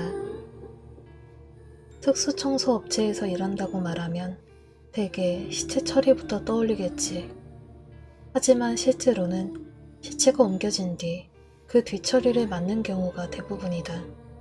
적어도 내가 일했던 회사에서는 그랬다. 다만 동물의 경우에는 시체가 남아있는 경우가 상당히 많았다. 장기 여행을 떠나며 애완동물을 집에 방치해둔 사람들이 의뢰를 넣는 것이다. 일이 일이다 보니 시체가 있었던 곳에 아직도 시체가 있는 것처럼 느낀다던가 이따금씩 이상한 게 보이기도 하지만 그것도 나름대로 익숙해지면 그러려니 하게 된다. 일을 시작하고 2년 정도 지났을 무렵에 애완동물이 죽었으니 처리를 부탁한다는 의뢰가 한 건 들어왔다. 작은 회사였기 때문에 접수도 내가 받았다. 품위 있는 목소리에 그야말로 부자라는 느낌이 팍팍 나는 아줌마였다. 어떤 현장이든 일단 먼저 방문해서 견적을 내야 한다. 견적 금액과 작업 내용이 일치하는지 확인을 하고 계약서를 작성해야 하기 때문에 영업 담당과 함께 둘이 집을 방문했다. 영업 담당은 기본적으로 현장 작업에는 나서지 않는다. 하지만 온갖 계약을 다 해봤다 보니 촉이 왔던 모양이다. 그날 역시 차 안에서 오늘 손님 좀 이상한 것 같아 라고 말했었으니 사람이 죽은 현장의 경우에는 여러 사정을 확인하고 서류를 작성할 필요가 있지만 애완동물은 소유물 취급이니 그런 제약이 없다. 그래도 대부분의 손님은 사전에 상황 설명을 해주기 마련인데 이번 손님은 그런 말이 일절 없었다. 그게 좀 이상하다 생각할 무렵 현장에 도착했다. 나는 두근거리며 초인종을 눌렀다. 서양식 3층 집이었다. 현관에 나온 사람은 전화 받았던 이미지 그대로 깔끔한 아줌마였다. 부자 느낌도 났고 분위기도 좋아서 싱글벙글 웃으면서 인사했다. 영업 담당은 주변에 사람이 없는 걸 확인하고 대충 견적에 관해 설명한 뒤 집으로 들어섰다. 안은 어찌되었던 깨끗한 느낌이었다. 하지만 이상한 냄새가 난다. 마스크를 쓰지 않았던 걸 감안해도 다른 시체가 있던 집보다도 훨씬 냄새가 심했다. 우리는 익숙해져 있으니 그렇다 치더라도 손님이 거기서 멀쩡하게 있는 게 묘하게 기분 나빴다. 3층이 현장인 듯해서 우리는 손님을 1층에 남겨두고 둘이서 계단을 올랐다. 계단을 한 칸 한 칸 오를 때마다 냄새는 점점 강해졌다. 그리고 마침내 3층에 도착한 나는 말을 잃었다. 바닥 전체에 고양이 시체가 산처럼 쌓여 있었다. 무심코 토할 것 같은 걸 겨우 억눌렀다. 영업 담당은 아래로 내려가자고 신호를 보내 그대로 따라 내려왔다. 그리고 1시간은 2층에서 멍하니 있었다. 영업 담당이 내려와 200마리가 있다고 말했다. 아직 초봄이라서 부패는 그리 심하지 않아 구더기는 없다나. 수를 직접 세봤는데 딱 200마리더란다. 왜 집 한 채에 고양이 시체가 그만큼 있는지 보다는 딱 200마리라는 숫자가 몹시 두렵게 느껴졌다. 1층으로 내려오니 손님은 아까와 다를 것 없는 모습이었다. 그것도 기분이 나빴지만 영업 담당은 담담하게 견적을 내고 손님도 거기 동의했다. 계약서를 주고받은 뒤 사전 답사는 끝이 났다. 돌아오는 도중 차 안에서 영업 담당은 물었다. 할 수 있겠어? 아무 대답도 할 수 없었다. 문득 입사했을 때 들었던 애완동물은 어디까지나 소유물에 불과하다는 말이 떠올랐다. 사흘 뒤 작업이 시작됐다. 나를 포함해서 4명이 작업할 예정이었지만 영업 담당도 같이 와주었다. 아마 내가 견적을 내려왔을 때 충격받았던 걸 알아차렸겠지. 우리 회사는 면접 때 귀신을 본 적 있냐고 묻고 그렇다고 대답하는 사람은 안 뽑는 안무개 룰이 있었다. 비과학적일지라도 온갖 일이 일어난 현장에 가는 이상 서비스업으로도 작업원 개인 정신에도 안 좋을 테니까. 이번 작업원들도 오컬트적인 걸 믿는 사람은 아무도 없었고 그저 소금을 한번 뿌리고 합장한 뒤에 작업에 들어갔다. 1층에서 마스크와 고글을 쓰고 고무장갑과 방호복까지 갖춘 뒤에 5명이서 3층에 올라서 작업을 시작했다. 주변 거주자를 배려해서 시체는 봉투에 한번 넣고 박스에 옮겨 트럭에 싣는다. 그 후에는 그대로 매립한다. 불법은 아니니까. 담담하게 고양이 시체를 봉투에 4마리 넣고 박스로 옮긴다. 그걸 몇 시간 동안 계속한 끝에 전부 트럭에 실었다.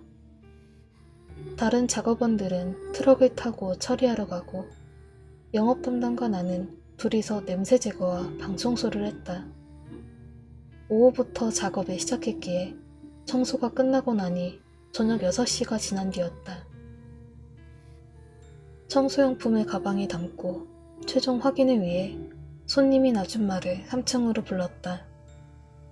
아줌마는 변함없이 싱글벙글 웃으며 확인을 끝냈다. 영업 담당은 현금을 그 자리에서 받고 영수증을 건넸다. 그 후에도 이야기는 이어졌다. 나는 어찌되었든 거기에 더 머물고 싶지 않아서 가방을 가지고 계단에 내려왔다. 5분도 지나지 않아 영업 담당이 돌아왔다. 인사는 안 해도 되나요? 하고 물었지만 영업 담당은 그대로 조수석에 올랐다. 그대로 아무 말 없이 차를 달려 회사 편의점까지 갔다. 커피 마시겠냐는 영업 담당의 제의를 거절하다 영업 담당은 말해주었다. 내가 아래로 내려간 후 아줌마는 이런저런 이야기를 꺼냈다고 한다. 고양이를 좋아한다느니 가족은 아무도 없어 가족 대신 고양이를 기른다느니 슬슬 이야기를 마치고 가려는데 아줌마가 말하더란다. 다음번에도 잘 부탁해요. 싱글벙글 웃으면서. 담이 큰 영업 담당도 소름이 끼쳐서 아무 말 없이 빠져나왔단다. 초봄 밤 추위 때문인지 영업 담당의 손이 조금 떨리는 게 보였다. 그날은 그대로 회사로 돌아온 뒤 퇴근했다. 다음날 영업 담당한테 요새 귀신 보거나 하지 않아? 라는 질문을 받았다. 무슨 뜻인가 생각하고 있었는데 담당으로 들어있던 안건이 모두 끝나고 사장이 해고 의사를 전해왔다. 회사 측 사정으로 인한 퇴직이었기에 퇴직금은 물론이고 적자는 돈도 추가로 받았다. 그 회사에서는 5년가량 일했고 고양이 시체를 볼 무렵에는 정신적으로 한계가 오고 있었다. 일이 좀 줄어들면 잦은 퇴사할 생각이었기에 오히려 내 쪽에서 고마운 일이었다. 이상한 일이 잦은 특수 청소 업무 중에서도 가장 무서웠던 일이었다.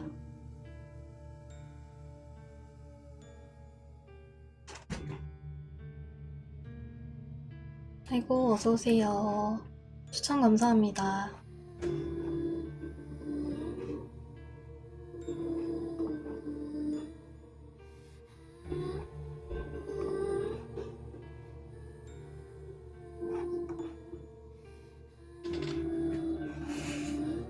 추천 입금 부탁.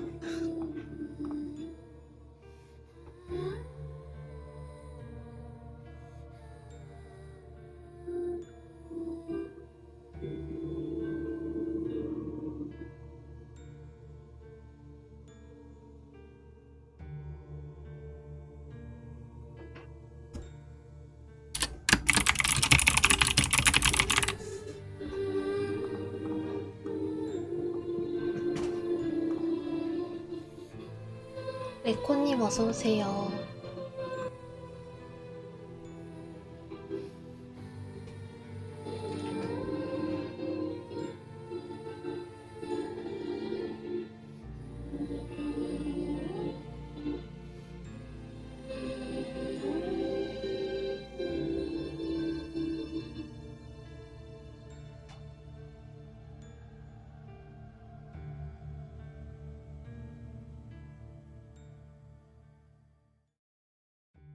파리 방장님은 공포 이야기 좋아하나요?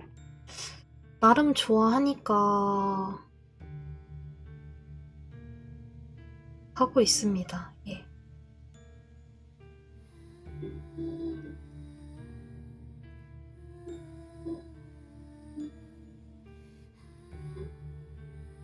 다리님 어서오세요.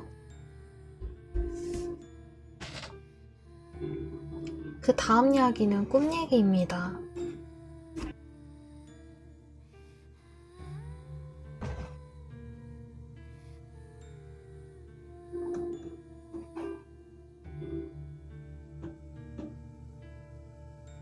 추천 감사합니다.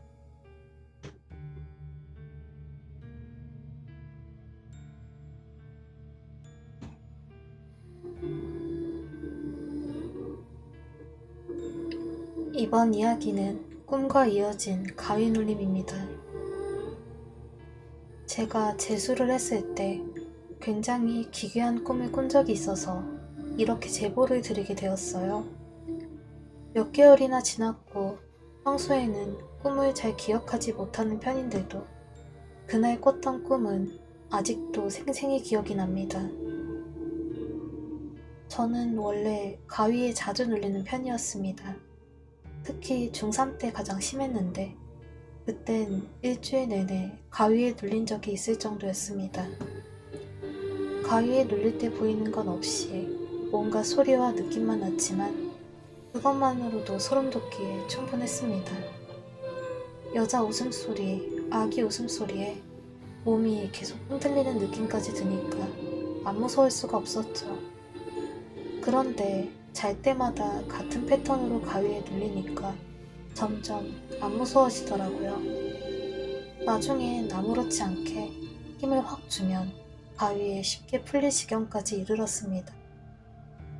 그래도 그러고 나면 그날 하루는 굉장히 피곤했기에 어느 순간부터 피로감과 스트레스를 못 견디게 되었습니다. 저는 결국 가족에게 털어놨어요. 제 말을 듣고 독실한 불교 신자이신 할머니께서 절에 나가서 저를 위해 기도를 해주셨는데요. 그 뒤로는 거짓말처럼 가위에 눌리지 않더군요. 고등학생 땐 정말 손에 꼽힐 만큼 아주 가끔 눌리는 정도였고 그것마저도 익숙했던 터라 쉽게 가위에서 벗어났습니다. 무신론자인 저도 조금은 신기해서 가끔 주변 지인들에게 이 경험을 말하곤 했죠. 다시 꿈 얘기로 돌아오자면 꿈을 꿨던 그날 재수생이었던 저는 잠들 때까지는 평상시와 다를 바 없었습니다. 그냥 대학, 진로 이런저런 생각을 하다가 저도 모르게 잠에 빠졌죠. 꿈에서 저는 흰색 방에서 원형 나무 테이블을 사이에 두고 어떤 여자와 얘기를 나누고 있었습니다. 정확히 말하면 저만 일방적으로 여자에게 말하는 중이었어요. 저도 조금 답답한 게 배경과 상황, 대화 내용은 모두 생생한데 그 여자의 얼굴만 기억이 나지 않습니다. 단지 제가 마주쳤던 그 여자의 눈만 기억이 나는데요. 유독 큰 흰자에 비해서 검은 자는 굉장히 적었습니다. 저는 그 여자에게 여러분에게 앞서 말씀드렸던 얘기를 그대로 하고 있었습니다. 중학생 때 가위에 심하게 눌렸었는데 할머니께서 기도해 주신 뒤로 심한 가위에 눌려본 적이 없다. 하도 많이 눌려봐서 그런지 이젠 웬만한 가위에 눌려도 아무렇지 않다. 가위라는 게 생각보다 별게 아니다. 이런 내용이었죠. 그런데 제 말이 끝나자마자 갑자기 앞에 앉았던 여자가 막장대소를 하는 겁니다. 너무나도 재미있는 얘기를 들은 것처럼 미친 듯이 웃더라고요. 저는 의아한 마음으로 그 여자를 바라보고 있었는데 갑자기 여자가 표정을 싹 바꾸더니 그 흰색이 가득한 눈으로 저를 똑바로 보며 말하더군요. 그럼 이것도? 그 말이 끝나자마자 저는 꿈에서 깼습니다. 몸을 움직이려는 순간 바로 가위에 눌렸다는 느낌이 들었어요. 그런데 지금껏 눌려왔던 가위와는 차원이 달랐습니다. 평소에는 그냥 소름 끼치는 소리가 들리고 몸을 흔드는 느낌만 드는 정도였는데 그날은 갑자기 누가 제 머리카락을 확 잡아당기는 것 같더라고요. 머리카락이 잡아당겨졌을 때 두피에 느껴지는 통증마저 생생했습니다. 그러다가 제 몸이 위로 확 쏠리는 느낌이 들더니 누군가가 제 머리카락을 잡고 침대 헤드 부분에 제 머리를 계속 박기 시작하는 겁니다. 너무 아파서 비명을 지르려는데 목소리가 나오지 않았습니다. 그 와중에 제 귀 바로 옆에서는 여자가 미친 듯이 비명을 질렀어요. 웃음소리도 아닌 울음이 섞인 고막이 찢어질 듯한 비명이었습니다. 그렇게 머리가 잡힌 채 계속 부딪히다가 그 비명이 들리면서부터 누군가 제 몸을 이전과는 다른 차원으로 흔들어대는 느낌까지 들었습니다. 너무 무서운 마음에 저는 목소리가 안 나와도 눈을 꽉 감고 살려달라고 계속 외쳤던 것 같습니다. 그러다가 목소리가 어느 순간 나오더니 가위가 풀렸습니다. 저는 바로 잠이 못 들고 무서워서 몸을 덜덜 떨었습니다. 더 무서웠던 건 분명 가위는 풀렸는데 두피부터 온몸의 통증이 그대로 남아있었다는 겁니다. 다행히도 그 뒤로 이어진 꿈이나 가위 눌림은 없었습니다. 다만 저는 가위 눌림이 항상 제 뇌의 작용에 의한 현상이라고 생각했는데 이번 일을 계기로 과학적으로 설명할 수 없는 경우도 있겠구나 하는 생각이 들더군요. 꿈과 가위 눌림이 이어져서 정말로 소름 돋았던 경험이었습니다.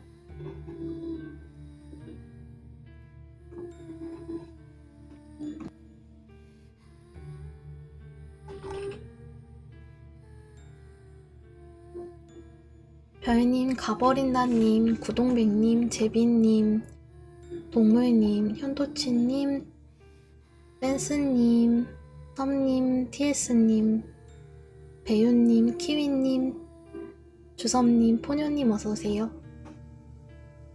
이 시간만 되면 다들 조용하지 위. 그렇지요. 그래도 추천은 다들 눌러주셔가지고 감사합니다. 이 시간은 다들 이제 주무실 시간이니까 그럴 수 있지. 어서오세요. 리얼스토리님 어서오세요.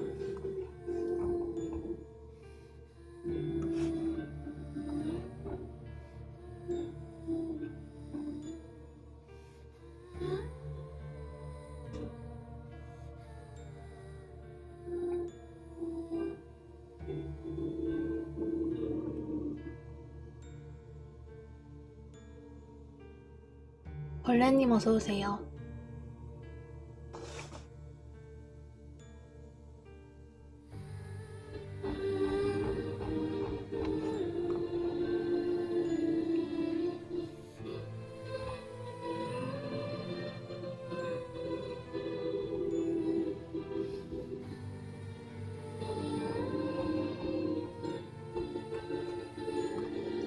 이호라고 해주세요. 아 죄송해요. 아 그렇구나. 아 이호님이라고 해드릴게요. 죄송합니다.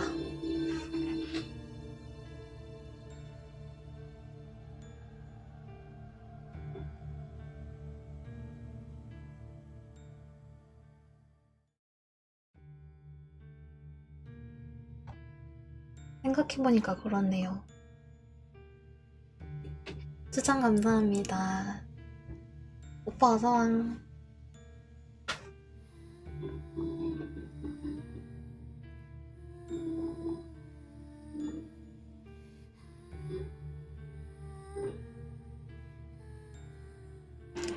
이 얘기는 했던 것 같은데 왜 안 한 것 같기도 하고 제목이 겹치는 것 같지 그냥.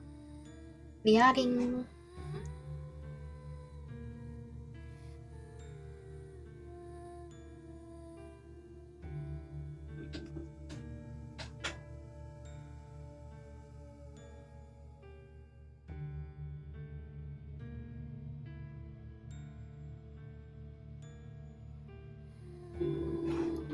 그래서 잔나비님 어서오세요. 아마 오늘의 마지막 얘기인 것 같아요.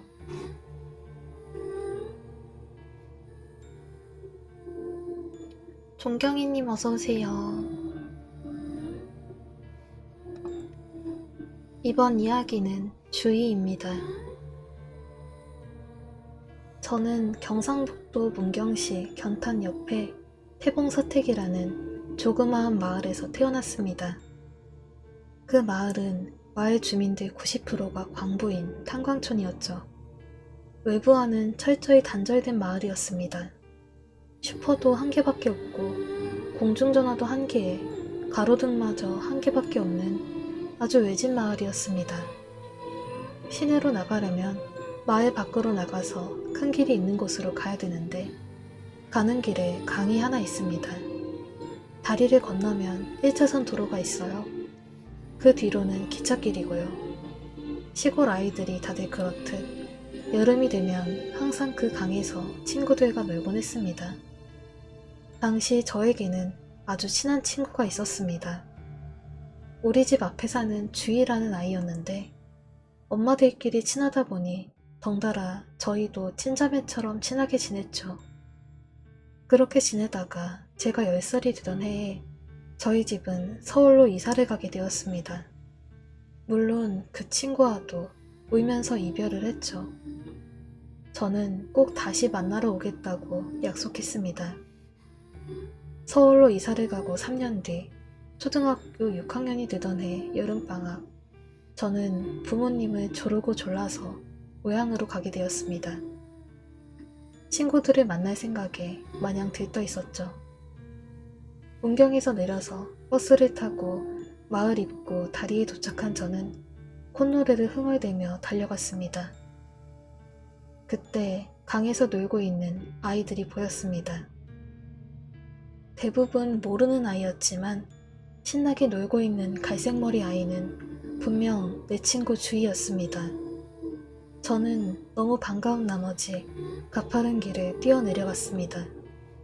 그런데 분명히 있던 아이들이 없어진 겁니다. 그때 엄마가 다급한 목소리로 저를 부르며 따라오시더라고요. 등을 때리면서 이게 뭐 하는 짓이냐고 그러셨죠. 전 엄마에게 엄마, 여기 주희 못 봤어? 라고 물었지만 엄마는 아무것도 없는데 무슨 소리니? 빨리 마을로 가자. 라고 하실 뿐이었습니다. 마을에 도착한 저는 친구들과 반가운 제의를 했고 곧바로 주희를 찾았습니다. 하지만 친구들은 얼굴이 어두워지더라고요. 곧이어 친구들이 들려준 이야기는 충격적이었습니다. 3년 전에 주희는 진영이라는 아이와 시내를 다녀오다가 마을 앞에 있는 도로에서 트럭에 치였다는 것이었습니다. 다행히 진영이는 다리만 다쳤지만 주희는 그 자리에서 즉사했고요. 마을은 난리가 났고 주희 할머니는 그 일로 정신이 이상해져서 죽은 주희의 허파를 봉지에 넣어서 집 앞에 매달아두는 지경이었답니다. 그때부터 주희의 가족들은 점점 다른 주민들과 멀어져 갔고 결국 1년 뒤 어딘가로 이사를 갔다고 합니다. 주희가 살던 집은 아무도 살지 않는 폐가가 되어버렸고요. 그 이야기를 듣고 정말 많이 울었습니다. 시간이 흘러서 예전 제가 살던 그 마을은 아예 폐촌이 되어서 이제는 아무도 살지 않는 곳이 되어버렸습니다. 하지만 아직도 그곳을 떠올리노라면 주희가 생각납니다. 그때 봤던 주희는 3년 전 내 약속을 기억하고 마중을 나왔던 걸까요?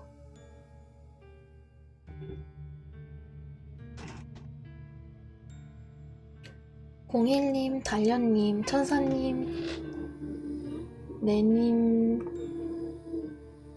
맥심님 어서오세요. 2012님 어서오세요.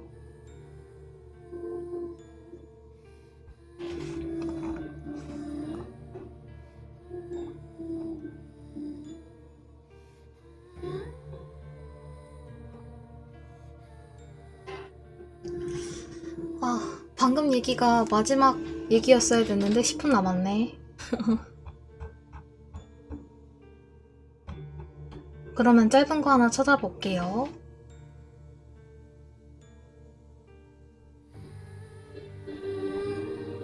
오예.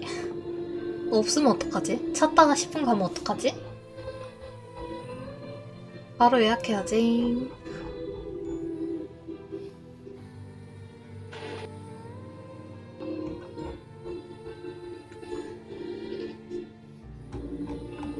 어, 찾았다. 바로 찾았고요.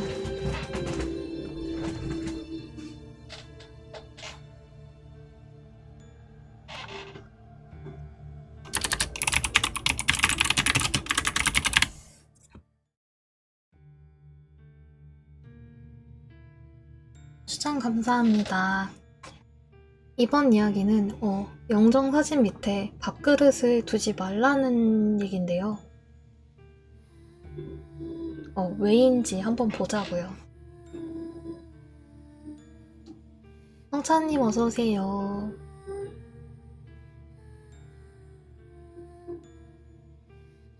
어제 특이한 꿈을 꿨습니다. 꿈속에서 40대에서 50대로 보이는 중년의 아저씨가 다른 사람과 앉아서 사기 그릇에 담긴 고봉밥을 퍼먹고 있더군요. 아저씨의 얼굴은 길쭉했고 눈은 웃고 있었지만 이상하게 섬뜩했어요. 거뭇한 얼굴 곳곳에서 보이던 점과 솜털, 턱 부분에 까슬까슬한 털, 손질이 필요해 보이던 송충이 눈썹이 기억납니다.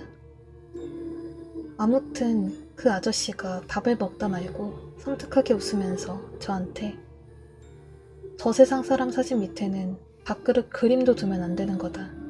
밥을 퍼먹으면 귀신힘도 세진다고 라는 말을 하더라고요. 그리고 그 말이 무슨 말인지 생각할 겨를도 없이 아저씨가 쑥 손을 뻗어 제 목을 잡았고 뭔가 차가운 게 밀려오는 기분이 들어 소리를 지르며 잠에서 깼습니다. 제 소리 때문에 덩달아 잠에서 깬 남편이 저를 안아준 덕분에 별 후유증 없이 곧바로 다시 잠들 수 있었지만 출근해서 곰곰이 생각을 해보니까 기분이 찝찝한 거예요. 저 세상 사람 사진 밑에는 밥그릇 그림도 두면 안 된다니. 현재 제가 살고 있는 집에는 저 세상 사람의 사진도 없고 밥그릇 그림도 없습니다. 밥그릇은 있지만 식사 후에는 언제나 잘 말려서 뒤집어 놓고요. 예전에 저희 아버지께서 돌아가신 친할머니, 할아버지 영정 사진 앞에 매일 아침마다 밥상을 차려놓고 기도를 드렸던 적이 있긴 하지만 그때도 제 꿈에 웬 할아버지 한 분께서 나오셔서 밥상 치우라고 잡귀들이 다 먹는다고 호통을 치시는 바람에 제가 못하게 했었거든요. 그 일도 있고 해서 저희 집 식구들은 아무도 사진 앞에다가 밥상 차리는 짓은 안 하는데 어제는 왜 그런 꿈을 꾼 걸까요? 꿈자리가 안 좋은 날은 늘 기분이 안 좋아요. 여러분은 사진 앞에 함부로 밥그릇을 두지 마세요.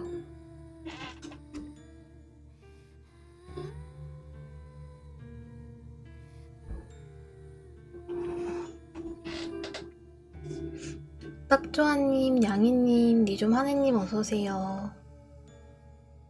추천 감사합니다.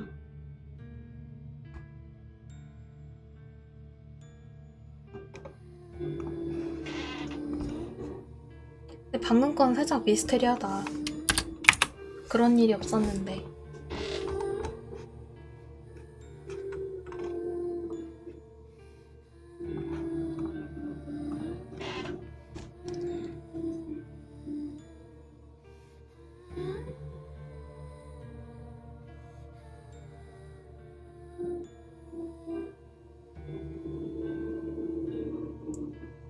비시즌님 어서오세요. 귤망님 어서오세요.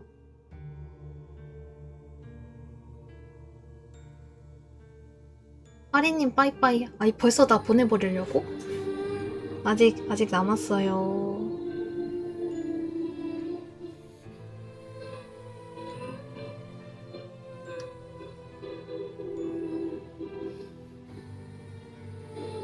하이요.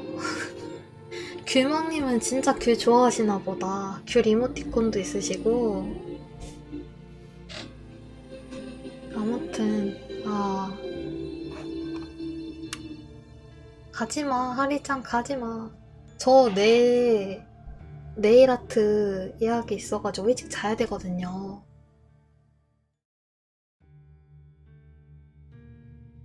귤먹님 딴 것도 있으시네. 귀엽다. 저거는 왠지 귤 실사 같은데? 귀여워. 어서오세요.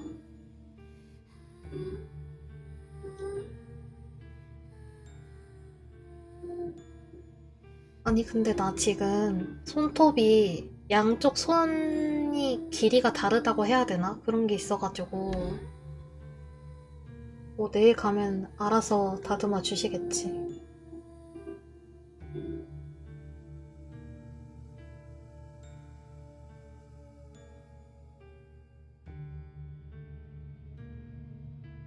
오늘 왜 이렇게 졸리지?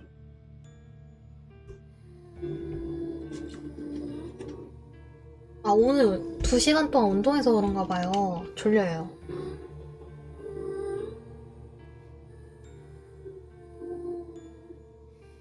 루파이님, 간디님 어서오세요.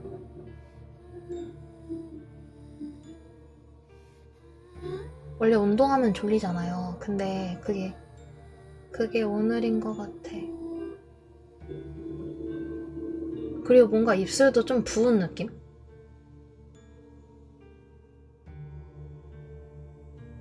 조금 아픈데. 그래서 립밤을 듬뿍 바르고 있습니다. 원래 입술 잘 안 트는데.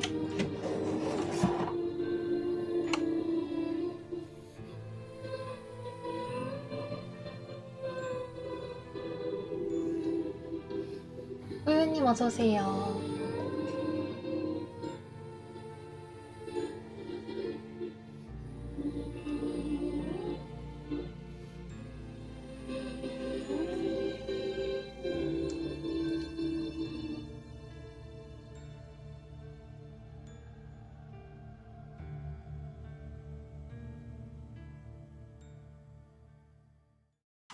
음.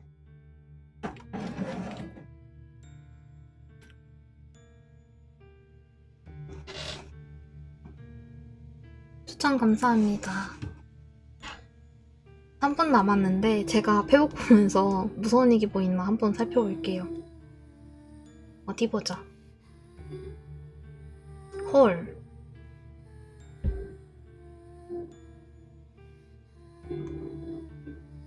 난 또 뭐라고.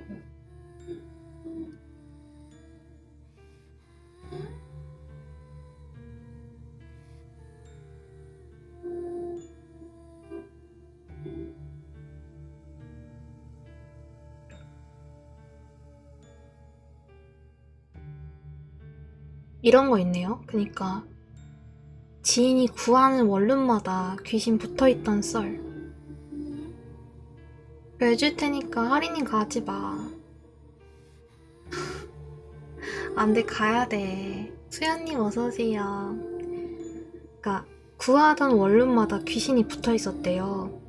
특별한 사람, 그니까 뭐 연예인 스타일로 기 센 것도 아니고 무당 집안 사람도 아니고, 근데 그냥 약하지도 않고 세지도 않은 평범한 사람이었대요. 근데 구하는 원룸마다 하나같이 귀신이 붙어 있었다고 해요. 셰프님, 써닝님 어서오세요. 나중에는 살도 막 10kg 넘게 빠지고. 이거는 내일 얘기해드릴게요. 자세히.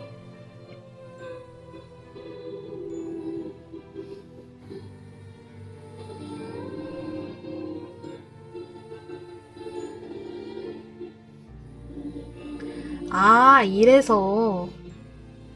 저만 알고 있을게요. 이래서 그랬구나 라는 거는 저만 알겠습니다. 내일 얘기해 드릴게요.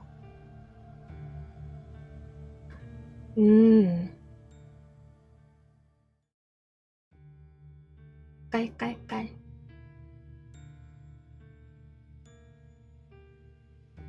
벌써 눈물을 흘리시네. 왜 자꾸 궁금하게 만드나요? 왜냐면 내일도 오시라고. 궁금하게 만들어야죠. 아차차, 절대 안 되죠. 아, 1시다. 위영님 어서오세요.